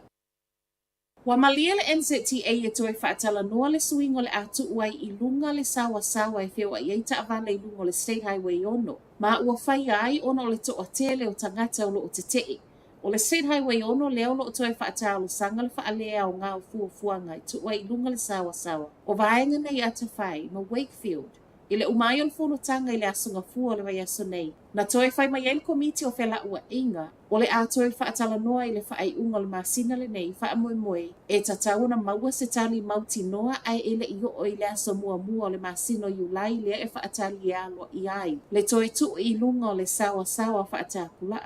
O le vaenga le nei o le motorway po le sa unga le nei o le a toi tatala mo whaatala noanga. Na whaamawina I le vao le lua afe ma le iwa ma le lua afe sifuru valu le mali liu o le lua se fulu tangata. A iwa sifuru ma le lua na whaamanu o lia ti ngai nai ona o whaalave tau taavale. Ma tala whaaiu, le ai se a fianga o le polo kalame o lo ma wafua ai mea ai o whanau a onga ona o le ngau o se tasi o kamupani o lo o to atolu I le ngā se sengo mea ai nei. Taeao na nafina sa wele tala wa ngau le Level Group ma ua fesilingi ai nei ngā luenga alisilia ma le 5 se lau tangata ngā lulue. Se lau 25 afe mea ai le aso le e whaakone karate a ngai a Level na te tāpena ina. Ma o le e whaakone karate I lalo o whaamalo le Compass Group New Zealand Limited. O se tala ua fesilingi ai nei, le ono a fia tuai ma mea ai a whanau a onga. Po o le polo kalamele nei le o misi se vai aso ma se whai tionga talo na amata maisuingo le tausanga le nei. Wa tali le minister lango a onga David Seymour le e ngafa ma le nei polo ki te tele. O le tala wasau e le a fia I fua le polo kalame. Ta ue Seymour o le mata upu lava nei le vao le Compass ma le Lebel. O le pulenga le Deloitte le usau I totonu e tau mawhai e la vea I le Lebel I le vao le kampani o ana a seta whapea pulenga lea o lo ono no ai. O tala nala Radio Samoa, manu yele nei asa. Ua mawhai ona awina atu le tala o le tau Iaso Taitasi ona o le lango mai a le Pacific Finance Limited. Telefoni o Valselau fitu whawha lua fitu.